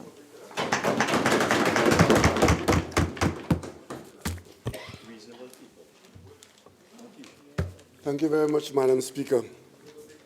Madam Speaker, I have been authorized by the Cabinet to make the following statement as I lay the Constitutional Amendment, Tobago Self-Government Bill 2018. Madam Speaker, I've asked for this extension as I lay this bill because this bill is so important, and I just would like to put its laying in some historical perspective. The period up to the end of the 18th century was one of uncertainty in the history of Tobago. The island changed hands frequently between various European claimants. After 1763, the main combatants were the French, British, but Tobago remained a British possession after 1803. When Tobago became a British possession in 1763, it was administered under a British colonial constitution by the government of Grenada, which in addition to Tobago, administered the Grenadines, Dominica, and St. Vincent, with each island having its own assembly for the good governance of the people under the Council Act. As the 19th century closed, Tobago was still producing Muscovado sugar, which was almost worthless for export by the latter 1880s. Land values crashed. Estates could be bought for next to nothing. By 1894, sugar exports were pathetic 599 tons, and the value of Tobago's exports of sugar, rum, and molasses was only 15,000 pounds. Revenues fell steeply, public works employees went unpaid, public services were cut back. Tobago exports in the sugar industry, lacking capital and immigrant labor, faced with drastic falling prices for crude sugar, was going under, and the island was virtually bankrupt. In June 1876, Madam Speaker, Tobago became a crown colony. Unlike Trinidad, would have a solely nominated legislative council. Thus, Tobago remained a separate colony with its own legislative council and responsibility for its bureaucracy.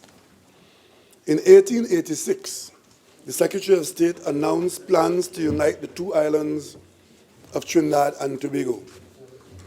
There were protests in Tobago and possibly in Trinidad. In 1888, there was an order in council which established the joint colony of Trinidad and Tobago effective January 1st, 1889. Tobago was thus united to Trinidad with one governor, one judiciary, and a single code of laws. Tobago retained its own financial board and separate treasury, administered by a resident commissioner who was ex officio member of the Trinidad Legislative Council. In 1990, there was an acceptance that Tobago is a distinct community with a history and life of its own and must not be regarded as a mere appendage of Trinidad. In 1977, former Member of Parliament Mr. Arthur Napoleon Raymond Robinson, then political leader of the Democratic Action Congress and Member of Parliament for Tobago East, presented a motion in this House which called for internal self-government for Tobago.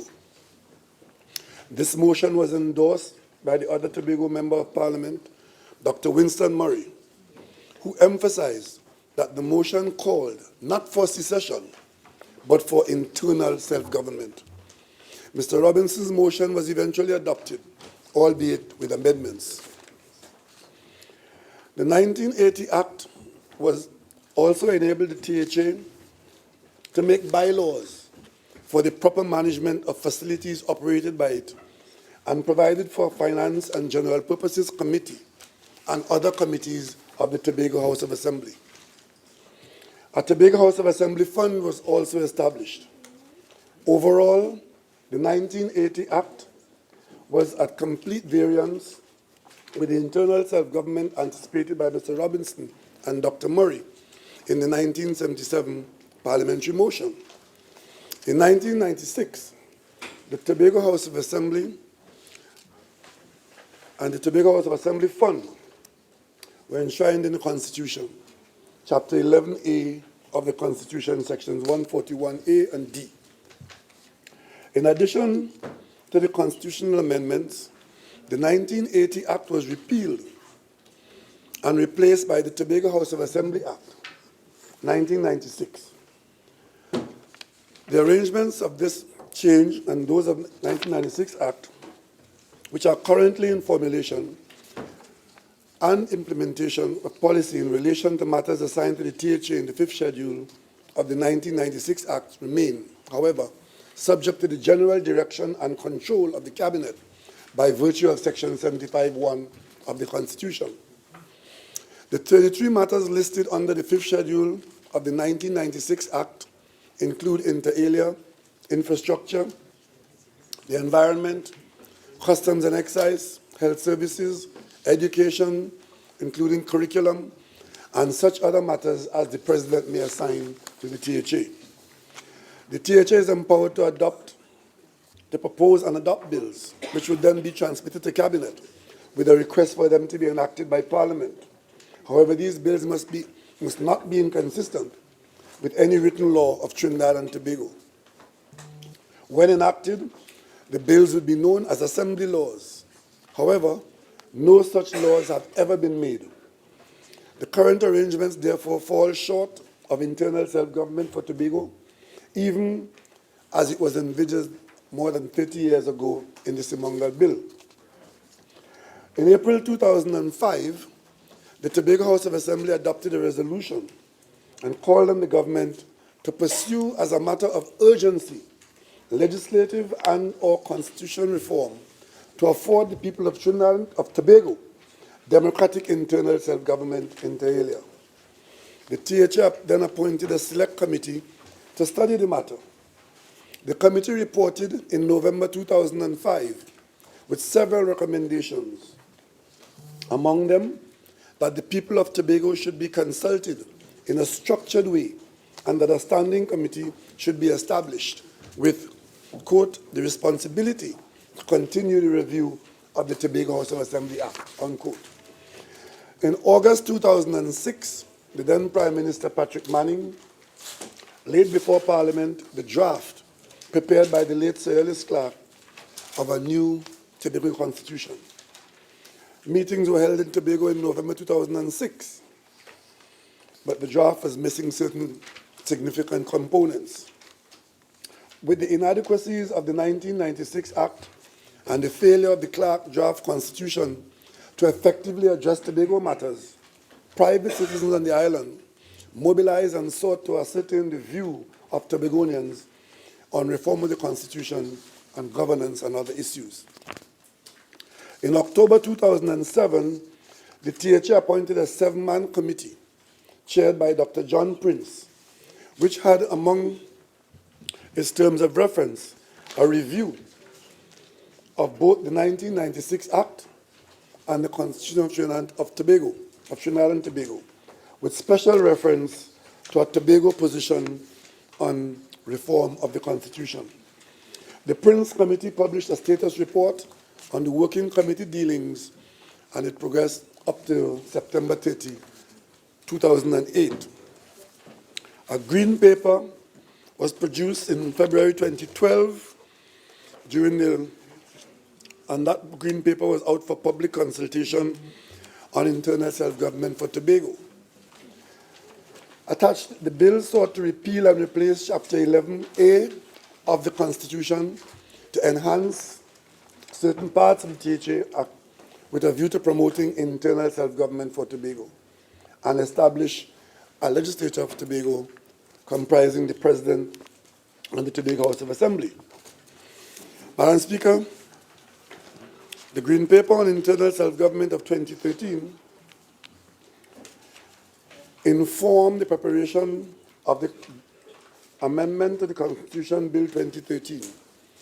During the Tobago House of Assembly elections of 2013, a bill was laid in the House on the 7th of January 2013, was abandoned and lapsed on 10th July 2013. This bill sought to amend the Constitution to enhance the legislative and executive powers of the Tobago House of Assembly with a view of promoting the internal self-government of Tobago.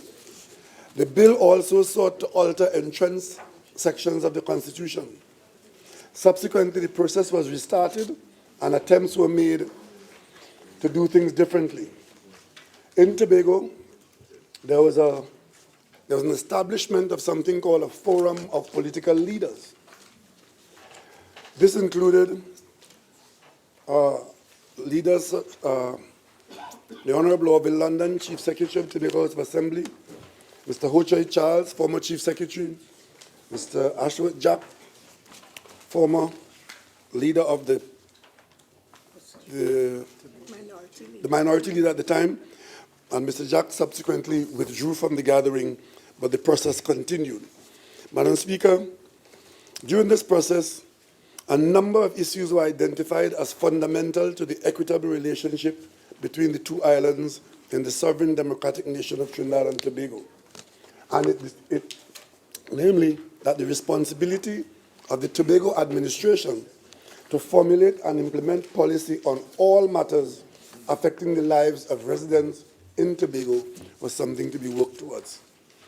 There was a convention and a comprehensive report was submitted to a secretariat which was established and comprised persons who were not directly involved in the political cut and thrust. This secretariat produced a working document at a forum in 2013, and this document reflects the desires of the residents of Tobago. Subsequent to the general election of 2015, the PNM, which was in its manifesto, identified Tobago's desires and needs, circulated nationally its manifesto, and it also identified on page 71 the position of the government which forms the administration today. Shortly after the general elections held in September 2015, as the newly elected Prime Minister of Trinidad and Tobago, I made an announcement on the 23rd of October 2015 during a visit to my alma mater, Bishop's High School in Mount Mary, Tobago, that the government will be considering proposals from the Tobago House of Assembly for self-government on the island. This commitment from the new Prime Minister in October 2015 led to an agreement that the people of Tobago will produce a bill on their own, and that bill would be the basis for discussions going forward. The journey towards autonomy and self-government in Tobago has since continued. A brief document entitled Tobago's Position on its rights to self-determination was dispatched to me as the new Prime Minister in January 2016. The services of Mr. Gilbert Peterson, Senior Counsel, and Ingrid Melvin, Attorney at Law, as well as Deborah Moore Miggins, were enlisted. And after further extensive consultations with the Law Association, the trade unions, the political leaders, and many others, a document representing a consensus of what the people of Tobago want was presented at a convention held at the Lambo Multipurpose Complex in 2016. The forum proceeded to draft legislation to accomplish the deliverables outlined in the resolution at the convention of September 2014. This exercise involved the holding of 27 meetings among members of the forum, including 3 all-day sessions from January 2015 to October 2016. These discussions resulted in the creation of a draft document called the Tobago Self-Government Bill 2016, a document crafted to reflect the wishes of the people of Tobago. During these talks, a number of other issues were presented, which were given life in another document. Consequently, 2 draft bills, named Bill A and Bill B, were prepared for presentation and discussion with the public. After such extensive consultations, Madam Speaker, and the achievement of some kind of consensus, the Chief Secretary of the Tobago House of Assembly, the Honourable Orville London, piloted a bill entitled An Act to Amend the Constitution of the Republic of Trinidad and Tobago to accord self-government to the people of Tobago and for matters incidental thereto, at the 48th sitting of the Tobago House of Assembly in the 2013 to 2017 session held on October 27, 2017. This bill was unanimously passed in the Tobago House of Assembly and became Bill number 1 of 2016.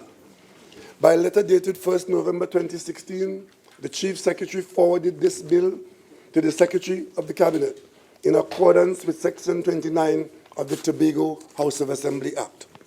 By letter dated 30th November 2016, the Chief Secretary also wrote to the Prime Minister enclosing a copy of the bill, which was submitted to the Cabinet Secretariat in accordance with Section 29(2) of the Tobago House of Assembly Act of 1996.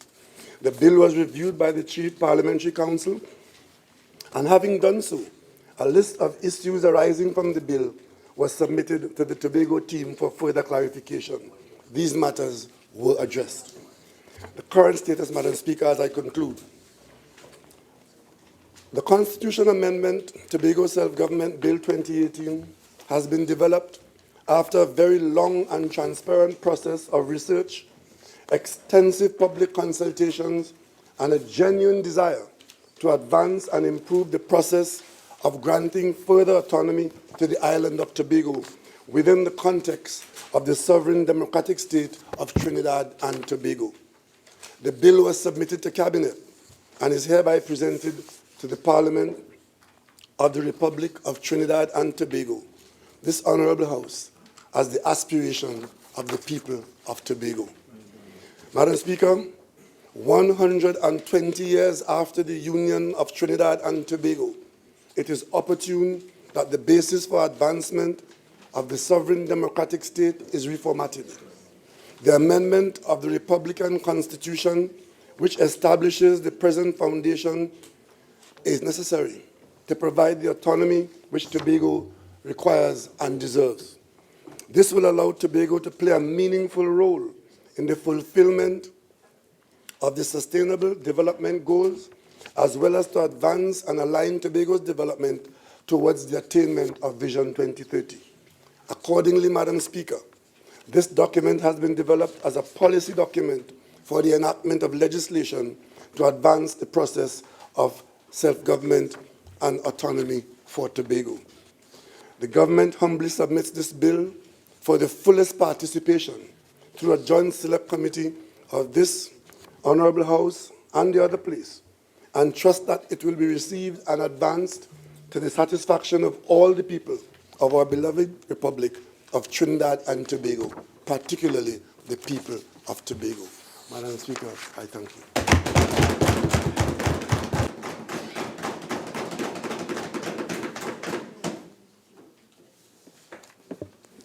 Introduction of bills.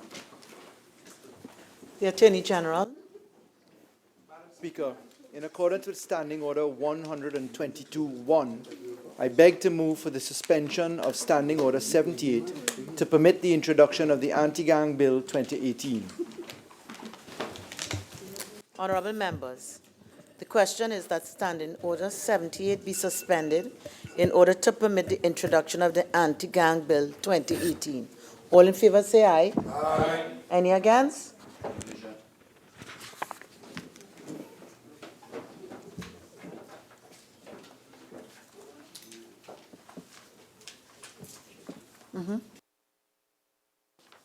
Mrs. Robinson Regis. Aye. Dr. Rowley. Aye. Mr. Al-Rawi. Aye. Mr. Imbe. Yes. They want to record it. Mr. Young. Yes. Mr. Dealsey. Yes. Mr. Hines. Aye. Mr. Mitchell. Aye.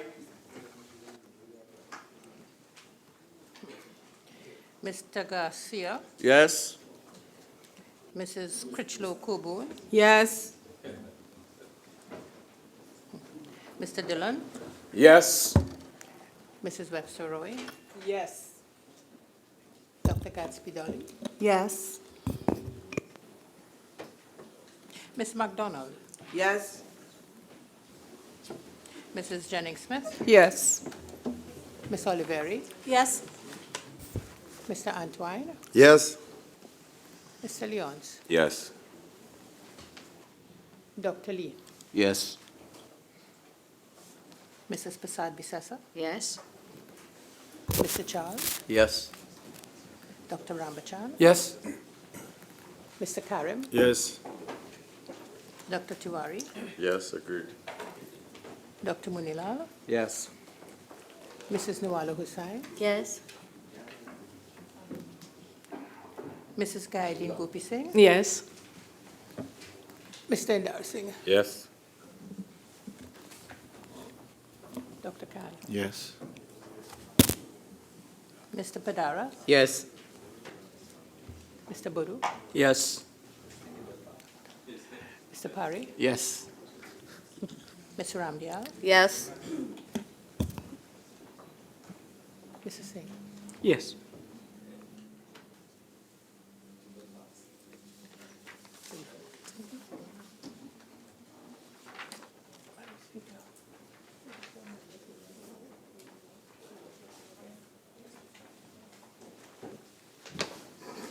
Honorable members, with a division of 34 members voting for, no members voting against, no abstentions, the question is approved. The ayes have it.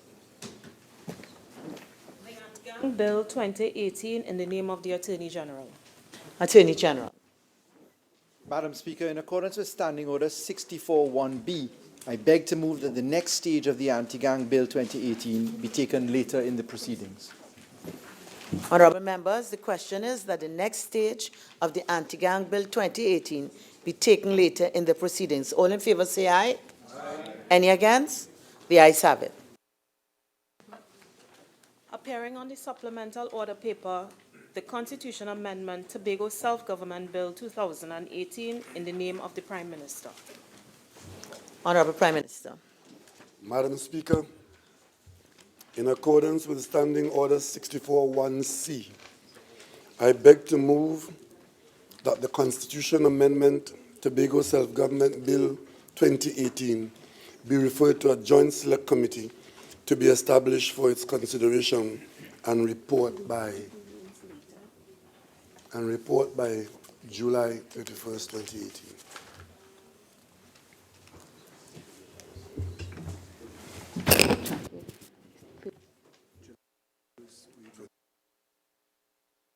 Members, the question is that in accordance with Standing Order 64-1C, the Constitution Amendment Tobago Self-Government Bill 2018 be referred to a joint select committee to be established for its consideration and report by July 31st, 2018. All in favor say aye. Aye. Any against? The ayes have it.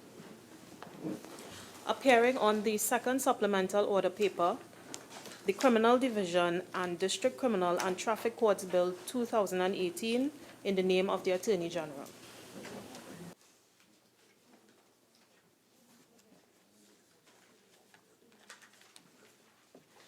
Motions relating to the business or sittings of the House and moved by a minister. Public business, government business, bills, second reading. The Attorney General. Thank you, Madam Speaker. Madam Speaker, I beg to move that a bill entitled An Act to Amend the Registration of Titles to Land Act 2000 be now read a second time. Madam Speaker, it gives me great pleasure, following upon the statement of the Honourable Prime Minister a short while ago, to pilot the amendments to this piece of law. Madam Speaker, land is a very scarce resource in Trinidad and Tobago. After all, we are two small islands in the Caribbean Sea. Our land is valuable. Our land constitutes wealth. Our land constitutes history. Our land also represents the future for many. Trinidad and Tobago has, through the importation of laws as a colony and certainly as a republic, we have seen the operation of a number of laws to treat with land in our country. And it is in particular in reference to the land in Tobago that this bill forms a very useful point of reference. I am confident that my learned colleagues will develop upon this point as we proceed in this debate. But it is incumbent upon me to give a bit of clarification as to where this law is seated and how this bill is to be considered for us to make meaningful contribution today. Before us, Madam Speaker, we have the Registration of Titles Land Amendment Number 2 Bill 2017. It's a short bill. It's only 23 clauses long, but it proposes, Madam Speaker, an amendment to laws of Trinidad and Tobago that have stood on our books since the year 2000, but which have not yet been proclaimed. So we stand 18 years later from the introduction of this parent law, and we're in fact amending law today which has not been proclaimed. It therefore jumps out for an immediate question and an immediate answer as to why we seek to do this. Indeed, Madam Speaker, we have seen the phenomenon of two similar type bills, not in exact terms, but bearing similar title, being brought by my learned colleagues opposite, in particular the member for St. Augustine, the Honourable Prakash Ramadar, when he sat as the Minister of Legal Affairs, laid into the Parliament, firstly on the 11th of March 2011, the Registration of Title of Lands 2011 Bill, and then on the 7th of November 2012, he laid the Registration of Titles Number 2, 2012 Bill. Both bills, unfortunately, were allowed to lapse. The location of these two bills is of significance for us because they demonstrate that there has been a continuity of successive administrations, certainly from the year 2000 straight up to the year 2018. In fact, the work product for the parent bill began in the year 1995, and therefore we as a country have seen somewhat close to 23 to 24 years, 25 years of experimentation with our land laws. So permit me to take a step back, Madam Speaker. Land laws in Trinidad and Tobago are complicated. The current law which prevails is in fact a mixture of two essential systems of law. Firstly, we have what we refer to as the common law, and secondly, we have what we refer to as the Real Property Ordinance or Real Property Act type of registration. Land ownership is to be found by way of two distinct systems. The receipt of laws in Trinidad and Tobago saw us in fact adopting under the common law system way back when we became a colony of the United Kingdom. We inherited laws which are really anchored in the 11th century around the maneuvers in law which developed with Norman the Conqueror. In fact, that was in the year 1066 when England in establishing a feudal system of laws saw the development of a system whereby all land belonged to the crown. All land belonged to the emperor, to the king, or to the queen, who were in fact described to be descendants of Norman the Conqueror. All land. This is to be distinguished from something called the allodial type of system, which civil law countries have, which have a pure ownership concept. In the feudal system of laws, as we have inherited from England, the state has the power in its fiduciary capacity to protect the interests and to give interests to tenants, and those interests were met by a payback, and the payback was taxation, mining rights, exploitation, but the land was never truly owned. In fact, the closest thing to absolute ownership in our laws is something referred to as fee simple absolute. Fee in reference to the feudal system, simple absolute meaning that you could come closest to owning land, but the state always has the right to take that land back from you by way of formal land acquisition, by way of levying taxes, property taxes for instance, by way of taking exploitation of rights to mines and minerals that exist under the land. In Trinidad and Tobago, the registration of deeds came about to be the manner in which the common law system evidenced ownership. And that registration of deeds system was in fact an ordinance brought about in 1885. In 1885, we had a system where any transfer or transaction involving land was to be the subject of a registration process. There had to be certain formalities. You must have met with the formalities of a particular size of paper, who the parties were, the fact that it had to be witnessed, the fact that an attorney at law or conveyancer in those days had to prepare it. But registration of deeds is not evidence of ownership. All that a registered deed does is demonstrate the parties to the transaction and what that transaction was about. Coming along to the understanding of the inefficiencies of the old law or deed system, Trinidad and Tobago saw introduced the Real Property Ordinance in the year 1892. And in 1892, this ordinance was a reflection of what in fact existed elsewhere in the Commonwealth in Australia. Back then, it was a reflection which brought about something which is referred to as the Torrens system of law. In the Torrens system, Lord Torren in Australia developed something which was called a certificate of titling system. In that certificate of titling system, there was intended to be a manner and a representation not only for the existence of the transactions that happen, but for one unitary record referred to as a certificate of title, which had endorsed upon it memorials which evidenced every transaction. And in that memorial system, that certificate of title system, we saw in fact a representation of a simple way of identifying who the true owner was and how the system of transactions operated, whether it was leased, whether there was a gift, whether it was passed on by way of succession, whether it was mortgaged. All of these memoranda of transactions, memoranda of lease, memoranda of mortgage, were endorsed upon two versions of title. One kept at the registry called the certificate of title, and a duplicate or counterpart's certificate of title, which the owner to the land actually held on to. That system was a system of what we refer to as first registration. It allowed for the owner to come under the provisions of the Real Property Ordinance, which later on became the Real Property Act. That Real Property Act is in fact now Chapter 5602.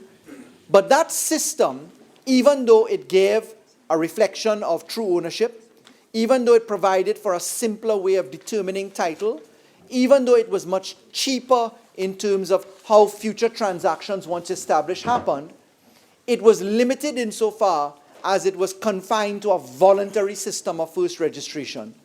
And that voluntary system of first registration, in existence since 1892, having worked its way into the laws of Trinidad and Tobago, now stands with only a 15% user. 15% of land ownership in Trinidad and Tobago, 15%, is on the RPO system or RPA system, and the other 85% is done by way of deeds. These two systems have run side by side largely because to bring lands under the Real Property Act, one has to bring evidence to treat with two things. The settling of title allows any person in Trinidad and Tobago, even a foreigner, to take lands which are under the registration of deed system or the conveyancing and law and property ordinance, to bring those lands under the provisions of the Real Property Act. But to do that, you have to have survey plans, you have to have evidence for generational discounting of those lands.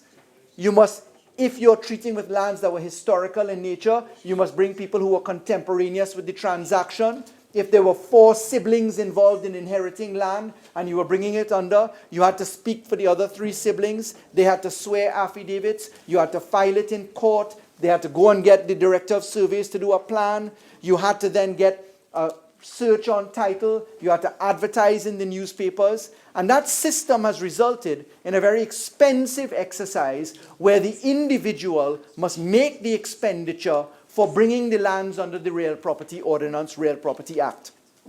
And in Tobago in particular, that has been an absolute disaster. And it has been so because of the manner in which land title in Tobago evolved. Land title in Tobago was originally owned by the overseers and by the landowners and the estate and plantation owners. Eventually they were parceled out and given by way of estate interest to people. But in Tobago, what we saw was landowners keeping their title documents elsewhere, usually in a church or in a trusted place. And people would die and wills would be left, but people never in fact perfected the ownership of title. And the vast majority of land title in Tobago is in fact non-existent. Everybody in Tobago knows who the owner is. There's anecdotal information, there's village information for generations. If you want to know a lot about Tobago title, you need only ask the Prime Minister.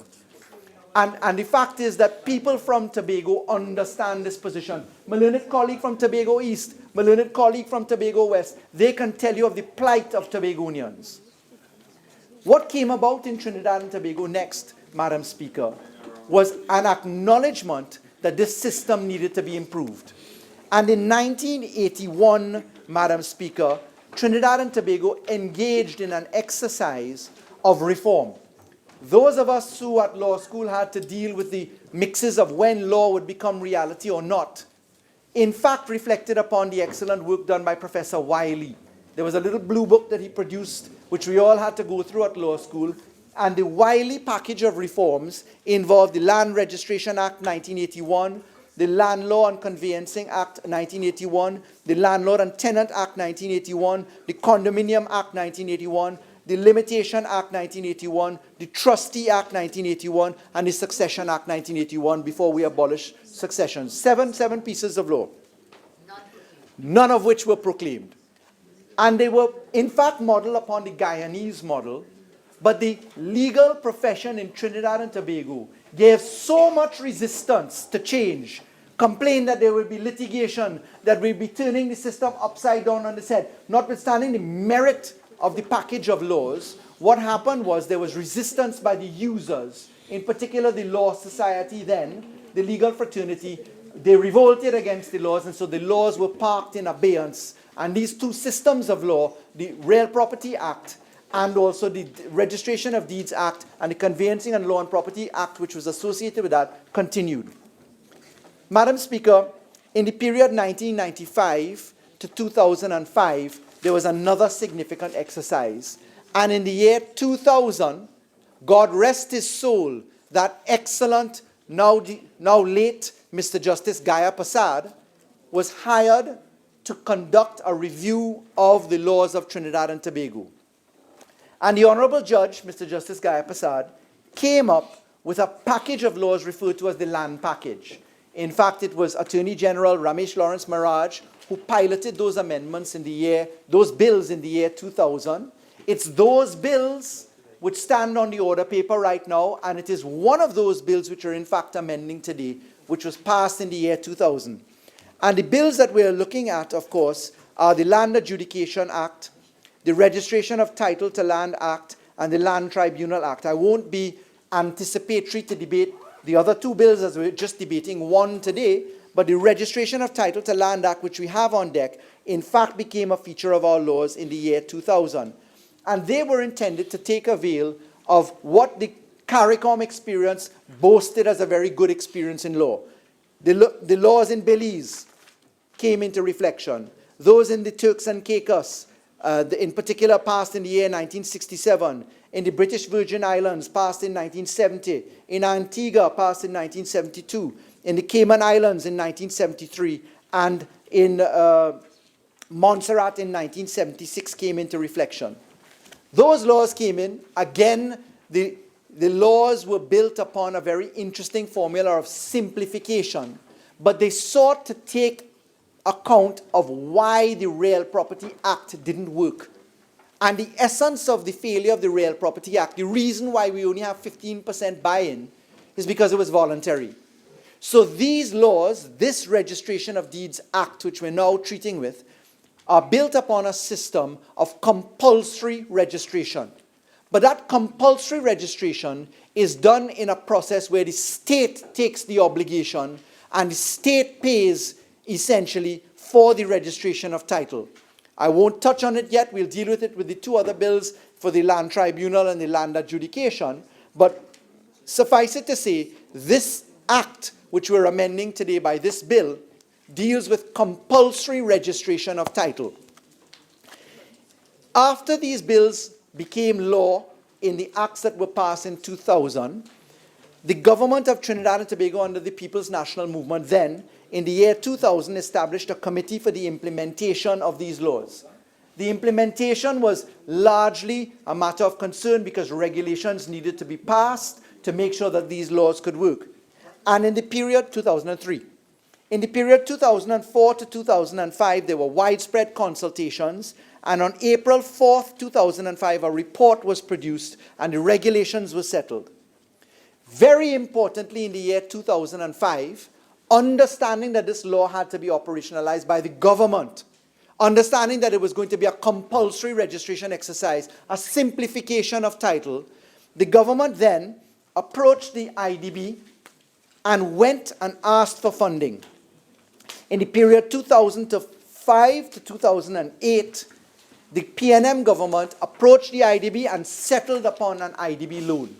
And in 2008, September 27, 2008, the IDB granted Trinidad and Tobago $7 million United States dollars for the island of Tobago and 100 million United States dollars for the island of Trinidad to effect this land registration on a compulsory basis exercise. That also saw an exercise begin in the Lands and Surveys Division where we were treating with a cadastral management information system. Unfortunately, Madam Speaker, with the elections having been called in the period 2010, prematurely, the PNM's work was then interrupted and these bills fell into abeyance because the IDB reflected that there were certain amendments that needed to be done, in particular to the package of laws which we have, but as it relates to this bill, to the Registration of Titles bill. Madam Speaker, what we saw then happen was, unfortunately, the start and stop. As I've reflected upon, the Honourable Member for St. Augustine laid in 2011 and in 2012 two bills essentially to treat with this, but it didn't seem to be of high priority to the government then. This government, however, takes a very different approach, Madam Speaker. And the approach that we take is one where we say that land is something that must be settled, not only because of the sincerity to the people of Trinidad and Tobago, but because it relates to ease of doing business.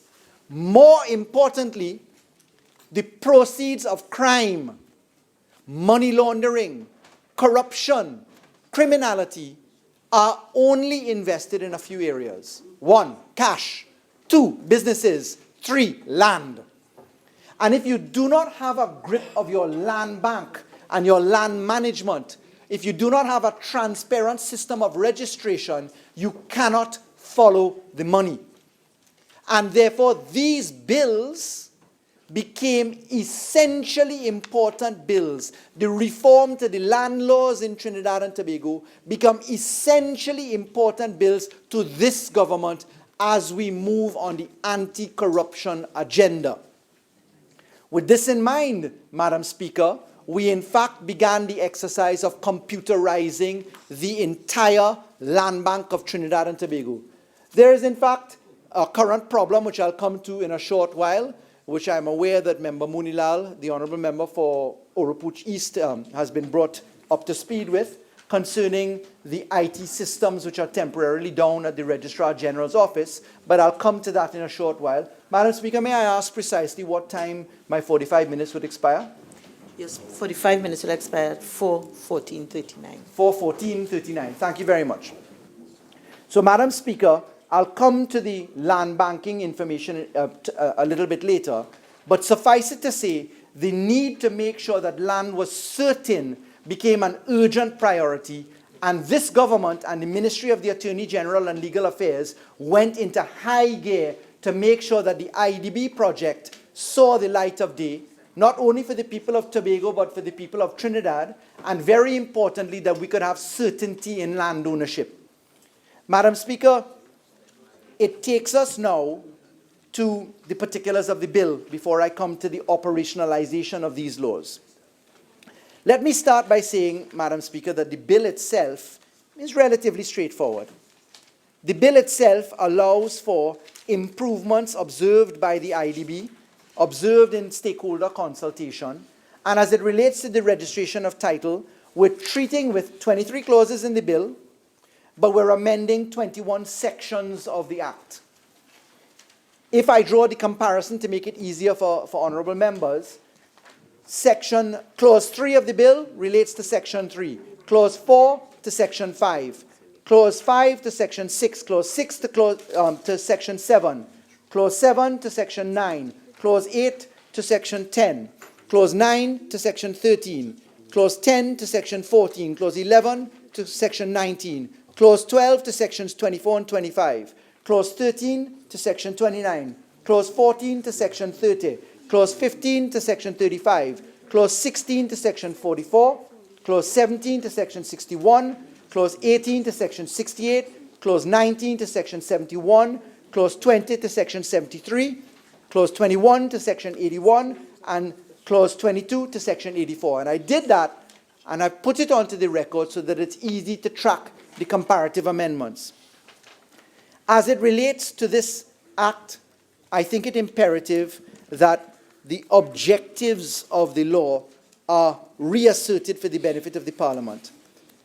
This Act that we now seek to amend by this bill, the purposes of the Act is to provide, and I read from Section 2 of the Act, the certainty of ownership of interests in land and to simplify proof of ownership, the facilitation of the economic and efficient execution of transactions with respect to interests in land, the provision of compensation for persons who sustain loss in circumstances prescribed, and very importantly, as I have added, but not part of the language of the Act, it is to deal with the elimination of fraud, which is an implied, if not expressed term that one can add into there.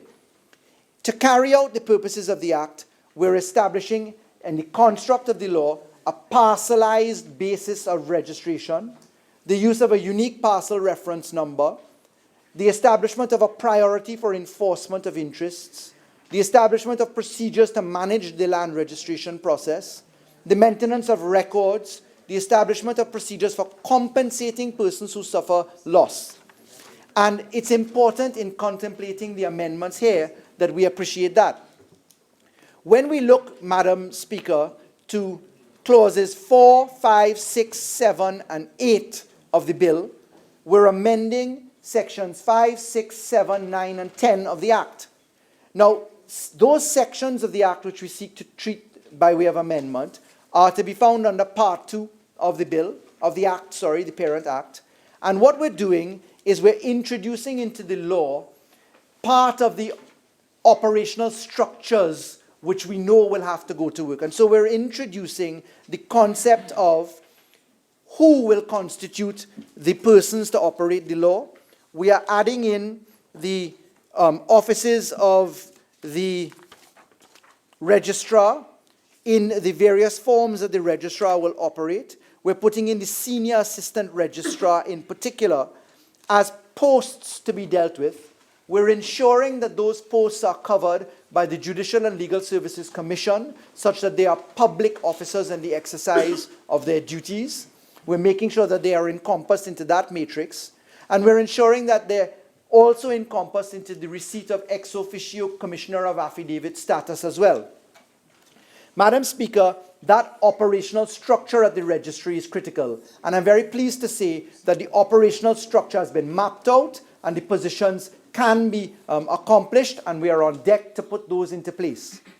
Madam Speaker, when we look to Clause 9 of the bill, which treats with an amendment to Section 13, of the Act, Clause 9 of the bill proposes that we clarify the use of folios, because there was an unfortunate mix-up in the parent law which spoke to the interest in title being perfected by something then referred to as a certificate of title.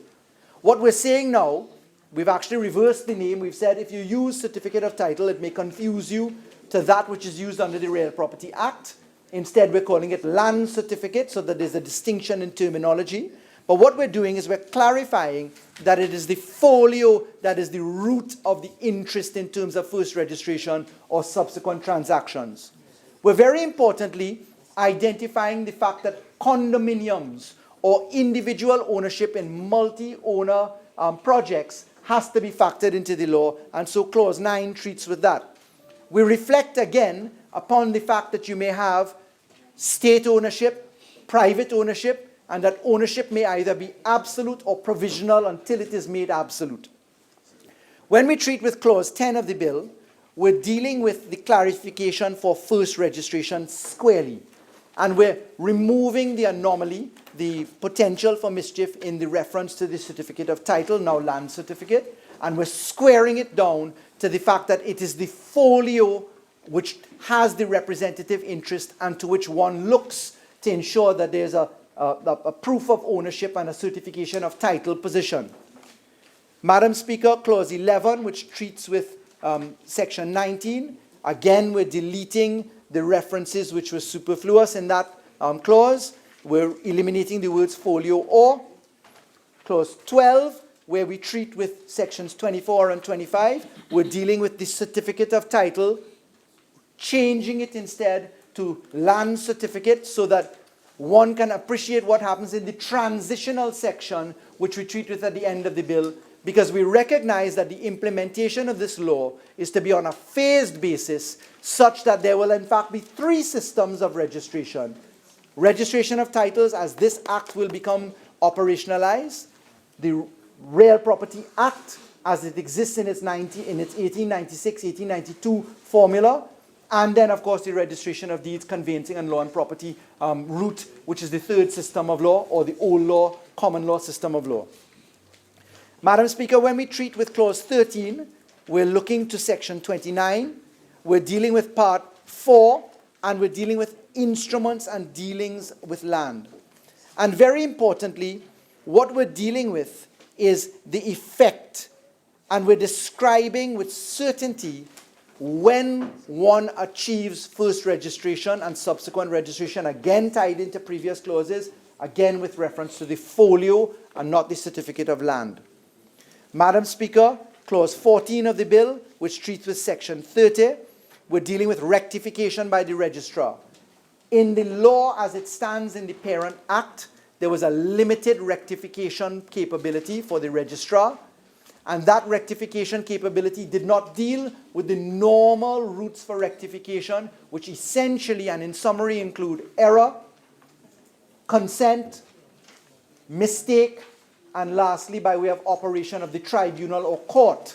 And we felt it important to enlarge the opportunity for rectification by the registrar in those 4 specific circumstances.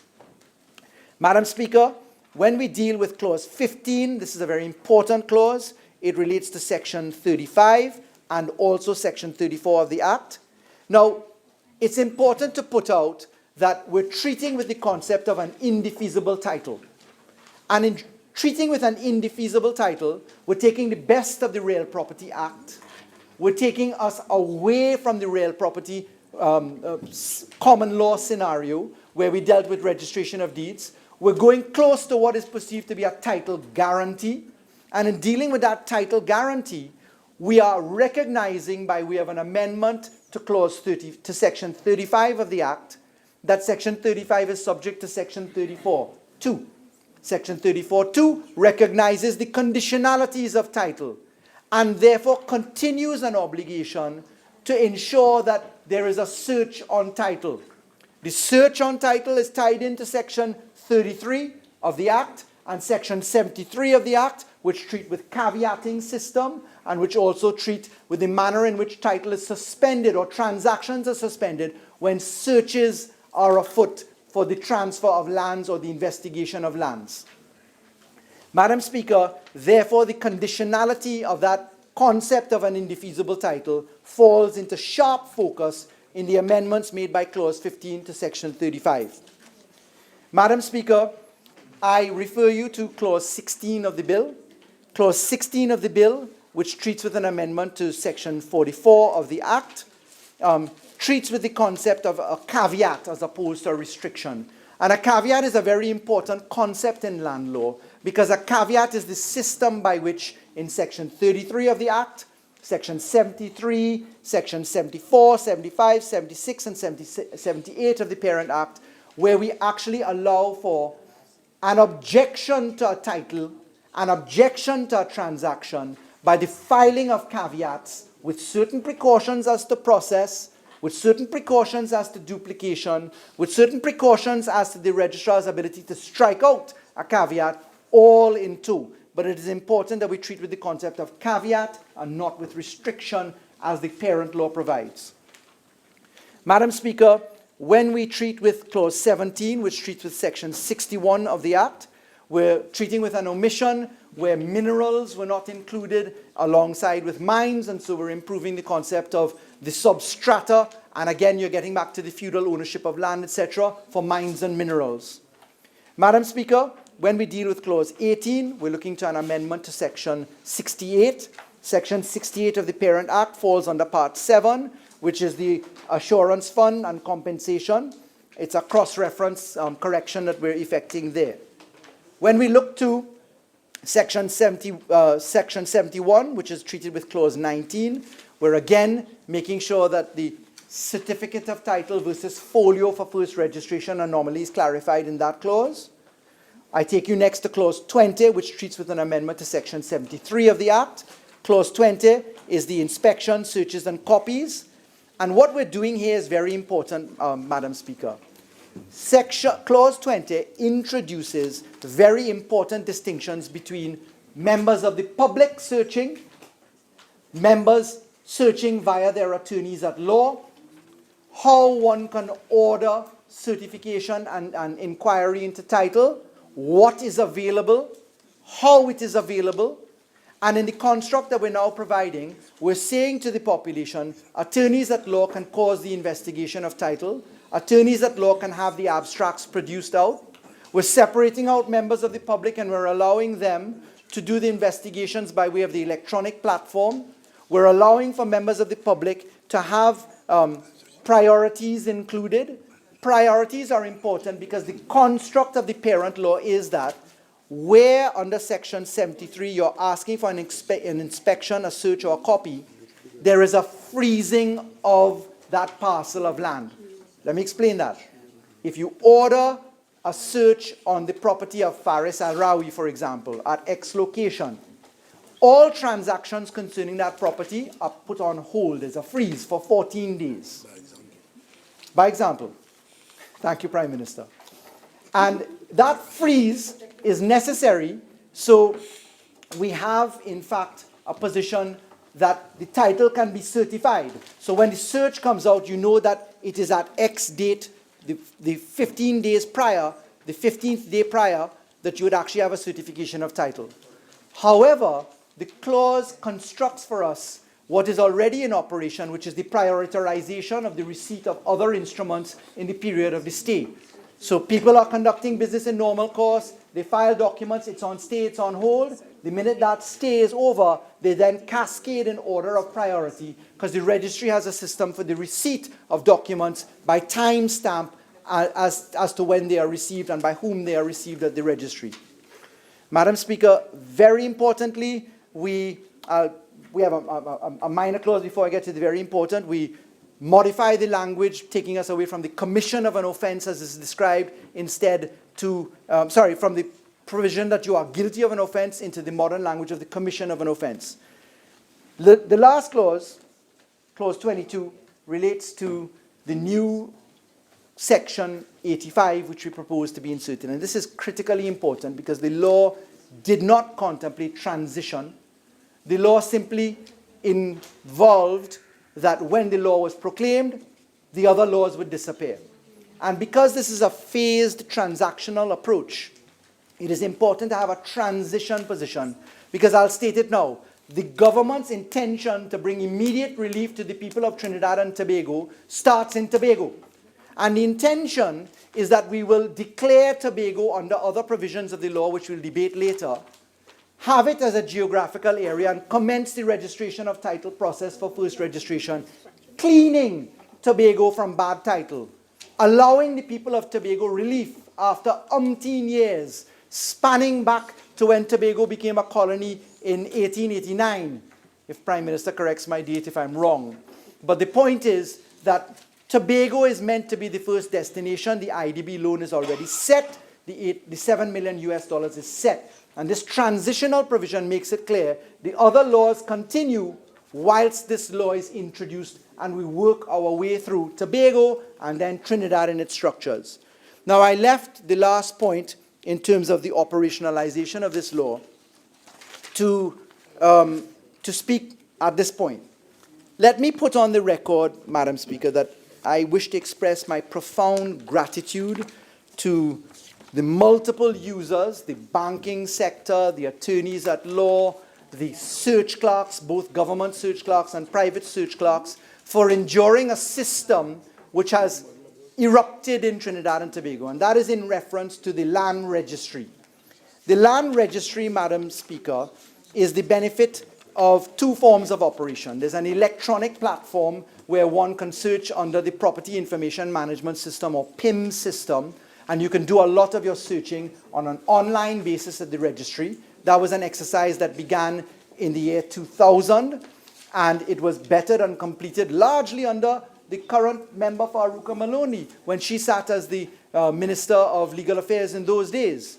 But that PIMS management system, in fact, Madam Speaker, is currently on a stop. There is a limited searching capability on the electronic platform. There is, in fact, a full manual system which is available, but it has had a very significant effect. The ripple effect from the dropping of the IT system has been that searches go from 1 day to now approximately 5 working days. And Madam Speaker, in the consultations that I've had with the numerous members there, and in particular the search clerks themselves, as they've now organized themselves into an association, has demonstrated, and I wish to put onto the record now, because I was warned that there were conversations that may come into this debate, so let me take front now. The fact is, the system was 15 years old. The IT system, which has had challenges and which IBM is fixing now, is one which was installed in the year 2000. It deals with something called FileNet. The FileNet is built upon something called Windows XP. Windows XP is now 13 years out of date. But in anticipation of some of the contribution of my learned colleagues, let me put on record now, the license for the operating software expired July 13th, 2010. What? The Massey contract for maintenance for the system expired in 2014. And when I came in as Attorney General and Minister of Legal Affairs, and I inherited a situation which was allowed to rot for 5 years, rot for 1 year, we went to work on a very significant effort. We took avail of the IDB funding and we put in place something called the Property Business Registration System, which is to replace the PIM system. And thank God Almighty that the Minister of Finance and the Prime Minister saw it fit to fund the project together with the IDB by allowing us to do all the data backup, all the data management, so that we were not caught sleeping, Madam Speaker.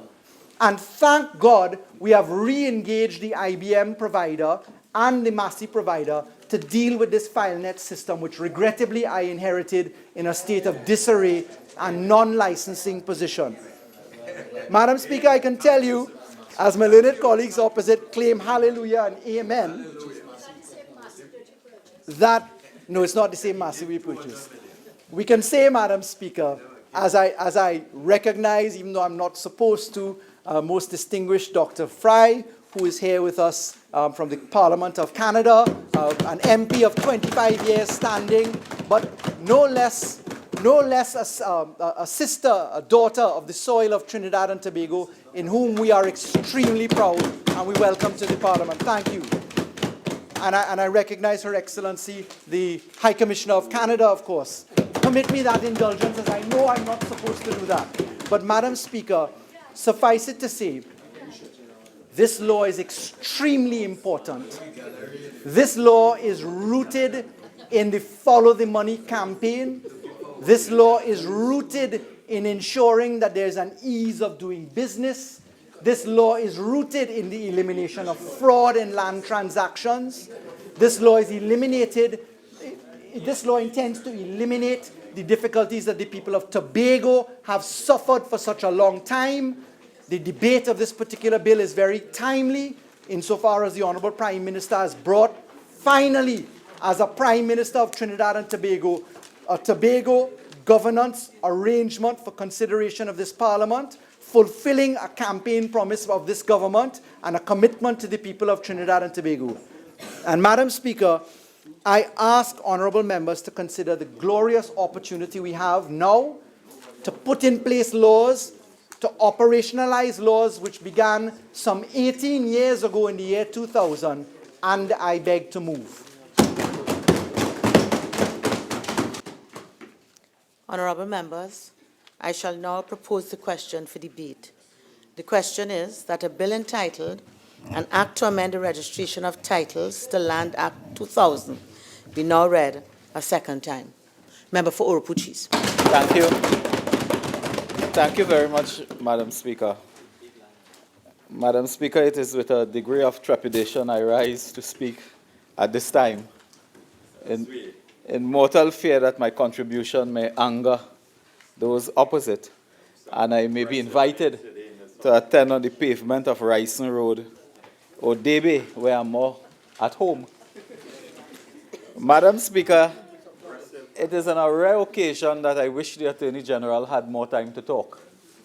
But today is really a rare occasion because the Attorney General really ran out of time, and I'm sure he had much, much more to say on this matter. And in closing, it is another phenomenal approach. Normally, when we raise questions and issues, they blame the former administration. Today, they blame the former administration before we raise the question, before we raise the problem. So they are anticipating now the issues we raise and immediately blaming us before raising the issue. So, and it is reaching a stage, Madam Speaker, where they are more comfortable. But that, I understand, has been the hallmark of today's sitting. Poor examples by those who ought to know better. And it is not one case, Madam Speaker. I understand there's another case. Madam Speaker, the matters before us now, as the Attorney General rightly said, had been matters that have been on the table in the Parliament, in this House, and I believe in the other place, for several years. They are rooted in our system of land law and the management of property and the information management of property in this country, given our mixed colonial heritage and our British legacy in law. Madam Speaker, I don't want to again repeat the Attorney General's run-up, but to indicate that this has been a matter that engaged the attention strongly of the first UNC administration, 1995 and 2001. And the member for Siparia can well claim some ownership since the member served at a very critical juncture in relation to this matter as the Minister of Legal Affairs at that time and pioneered some of the work that was to go into the laws that were passed in the period 1999-2000. So the UNC has a very strong claim. Prior to that, I believe the first wave of modernization and reform came in 1981 or thereabout. So it was 1981 or thereabout, and then that jump to the period 1995 to 2001, when the most significant work to be ever done on the reform of the land laws of Trinidad and Tobago at the Parliament was done by a UNC administration. The Attorney General recognizes that. So the member for Siparia will have much more to say on this matter. But Madam Speaker, in this debate, it is clear that the government intends to continue on the work built and done by the former People's Partnership Administration by way of giving effect to a revolution in the management of labor law, the management of information on land. Madam Speaker, it is no doubt that we have our constitutional rights. Our first right is the right to life. That right is undermined, is being eroded every hour in this country with a murder rate of 102 and counting. Madam Speaker, 48-1. Actually, on the constitutional right coming to property. Please continue. Thank you very much, Madam Speaker. I knew this. I predicted this. So, Madam Speaker, the right to life is our right. But when we finish with life, assuming we are alive, unlike 102 people so far, then we get to liberty. And that is linked to life. But, Madam Speaker, fundamental right is the right to property and the enjoyment of property. And it means little to you if you are in possession of property, but you do not have title, you do not have ownership. Because property satisfies many needs. In some cases, it satisfies a cultural need. In some cases, it satisfies a need of labor. You have on farm labor and so on. You have labor, you need land to produce your goods and so on. But, Madam Speaker, to the individual, land is a precious, sacred commodity. And nations in the world, they fight, they spill blood, they go to war for years and decades. They are still fighting today. When I was born, they were fighting. They are still fighting today. And they are fighting over disputed territory of land. It is one of the most emotional, good that you could ever dream of, this thing called land. They fight over it. Like sometimes they fight over 10 votes in a marginal seat. But it is emotional. And there are places on earth today that have been engaged in war for decades over land. And we are trying to bring some certainty and predictability to land and the ownership of land, the title to land, and therefore your access to economic goods and services. Because in a simple case, if you have land and you have good title, legal right to land with title, you can use that to get a mortgage. You can use that to do banking and financial business. You can use that as certainty for the loan, for collateral. You can invest in your property because it is yours. Sometimes people don't want to fix a fence. They don't want to dig a drain because they say, this is not mine. This is not mine. I'm not doing that. You may want to invest in your property, but you don't because you don't have title. You don't have the ownership. You don't have in law the right. So this is a very important bill because it deals with registration and certainty with ownership, and it contributes to economic development. Madam Speaker, the last issue the Attorney General raised, I will now deal with it quickly because he anticipated me somewhat. But he tried his very best to paper over the problem. Madam Speaker, there's a citizen of Trinidad and Tobago today. She is in need of heart surgery. costing hundreds and thousands of dollars. And this citizen of this country would like to get a loan from the bank to go and do her surgery. She's not begging the government for money, they will not give. She don't have to sell barbecue ticket to raise money. She has property. She wants to get a loan from the bank.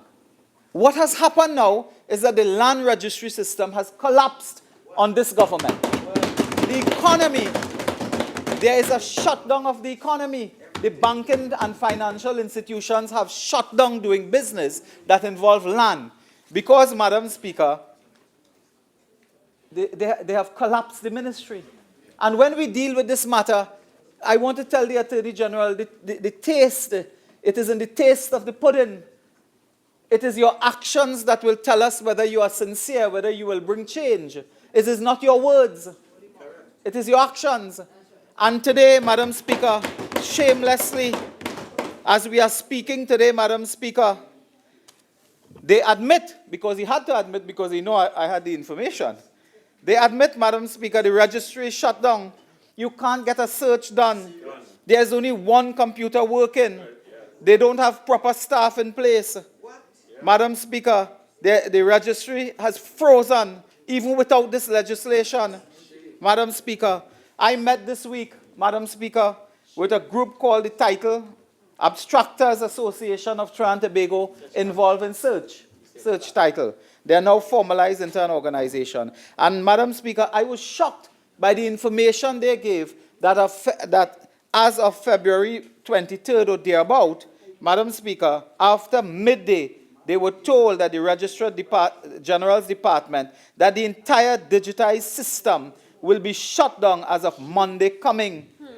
So to this day, it is shut down and they have to revert to an old manual record, title abstract search, which has inherent problem with missing records. So in this country today, with all the talk we talk about modernization, we want to chase the money, follow the money. We want to deal with corruption. We want to deal with all of that. Madam Speaker, the land registry has collapsed. Lawyers cannot conduct their business. Lawyers cannot conduct their business. The search clerks cannot get root title. They cannot go to the registry and trace property. But they want to talk about following the money. But follow the deed first. Follow the land registry. Organize yourself. This is a state of emergency when people cannot do transactions with banks and financial institutions. This is chaos existing now. To buy a second-hand car, you require tracing and you require documents and so on from different departments of government. Yeah, bill of sale, Madam Speaker. So that I am being told, Madam Speaker, that this shutdown there's no sign on the horizon of when this matter will be resolved. A meeting with the Attorney General came up as today with no resolution. None. In fact, the Attorney General today highlighted this problem only because through some means of intelligence or tapping my phone or following me around the place, they discovered Madam that I was Speaker, in the know. Standing Order 48. I'm not accusing anybody of everything.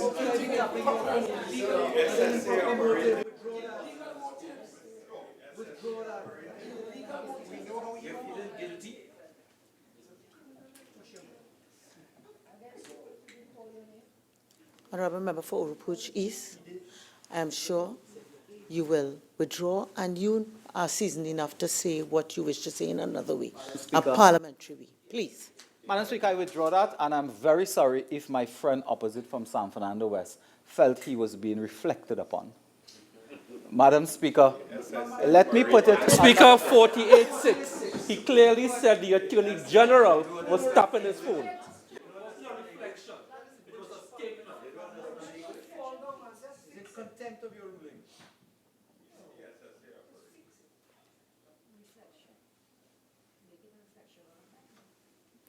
Honourable for Oropouche East, I would wish when you withdraw, you go on to the other point. So withdraw with unconditionally. And please proceed. Unconditionally. Please. So, Madam Speaker, having anticipated what I may come here today to say, the Attorney General made a very brief statement. But in that statement, at no time did the Attorney General tell the legal fraternity, tell the banks, tell the financial institutions, all of these agencies that have now ceased work on all property transactions, did not tell them when this matter is to be resolved. So, as it is, Madam Speaker, proper title report cannot be had. Transactions have stopped. In fact, lawyers have been calling us, indicating to us even their business. They have ceased to operate as a business because they depend on search clerks to bring reports. And based on those reports, they conduct transactions. So there's an economic shutdown, and the government cannot tell us when and how this will be resolved. So, Madam Speaker, they are aware of it. They are aware of it. Madam Speaker, the Attorney General spoke about, ease of, and I imagine the Attorney General told us about ease of doing business when business collapse. Right. Now now he's getting angry. Honourable members, please observe the rule with respect to crosstalk and for members not speaking while not on their legs. Every member will be afforded an opportunity to join the debate in the fullness of time. Please continue, Member Furupuch. Thank you very much, Madam Speaker. Madam Speaker, and I make this point because the dependence on title abstractors, search clerks, and so on, is a critical dependence in the world of business. It's a critical. There are about 85 to 100 persons in that association. They play a critical but almost invisible role. You see the lawyer and the law firm doing all the transactions, the banks, the financial institutions, but you don't see these people who are sort of craft skill they possess. There is no formal education in terms of degree, PhD, and so on, but they possess what is called trade skill, and they have worked for many years, and behind the scenes, they go and they do their work. It's a very tough piece of work to satisfy the legal requirements for transactions. Madam Speaker, so if that is not dealt with immediately, there are serious risks. So when we were proud in government that Trinidad and Tobago was ranked 102 out of 190 economies in the ease of doing business, Madam Speaker, according to the World Bank annual ratings, Trinidad and Tobago, Madam Speaker, we are now being told that our position has deteriorated in 2017. It has deteriorated terribly, Madam Speaker, and today it will get worse. It will get worse, Madam Speaker, in terms of the ease of doing business, given this crash at the land registry. Madam Speaker, the other matter I want to move to concerns the bill. And Madam Speaker, as we all know, this is one of several pieces of legislation, but we are dealing with this first. And I'm very concerned, Madam Speaker, and to hear the Attorney General talk and cry about Tobago and how bad things are in Tobago. We were proud when we were there that under the Minister of Legal Affairs, St. Augustine, and the Prime Minister, who was a former Minister of Legal Affairs, we took giant steps to ensure that that problem in Tobago is resolved. We even moved the land registry throughout the country. In Tobago, in fact, we were there to open an office in Tobago to bring those transactions closer to the people. In Arima, we opened. In South, we opened. So the people from Tobago, at that time, when the boat was operating properly, they didn't have to come to Trinidad to conduct business. Today, with the collapse of the sea bridge and the air bridge, they have to come to Trinidad to conduct business and cannot do so. Madam Speaker, so we were proud of our work. But what caught my attention with this matter, Madam Speaker, is that they are making a change and proposing a change 73. And Madam Speaker, at 73 in the parent legislation, it deals with the right of a person on making an application in a form paying a fee to inspect any folio or any sheet of the parcel of land. In fact, to put it simply, to go to the registry and inspect land. An ordinary citizen, a person. That is being amended, Madam Speaker, to say now that lawyers, attorneys at law alone can have this right to go and inspect and search. Why are you doing this? Is there some hidden motive to prevent ordinary citizens from going to the land registry and searching for title? You see, if I had the right to do that, Madam Speaker, I would want to know whether it's a fact or not that a high public official owns piece of land in St. Augustine next to the nurseries where they propose to build houses. We can check that if we want. But if the law is amended, Madam Speaker, then we can't check that. Then we can go and we can check in Faizabad the ownership of lands that was used for a children's court. We can check that ownership easily. But Madam Speaker, why this need to block citizens and persons from getting information on ownership of land? Why that need when you're talking about transparency and openness and following the money and anti-corruption strategies, Madam Speaker?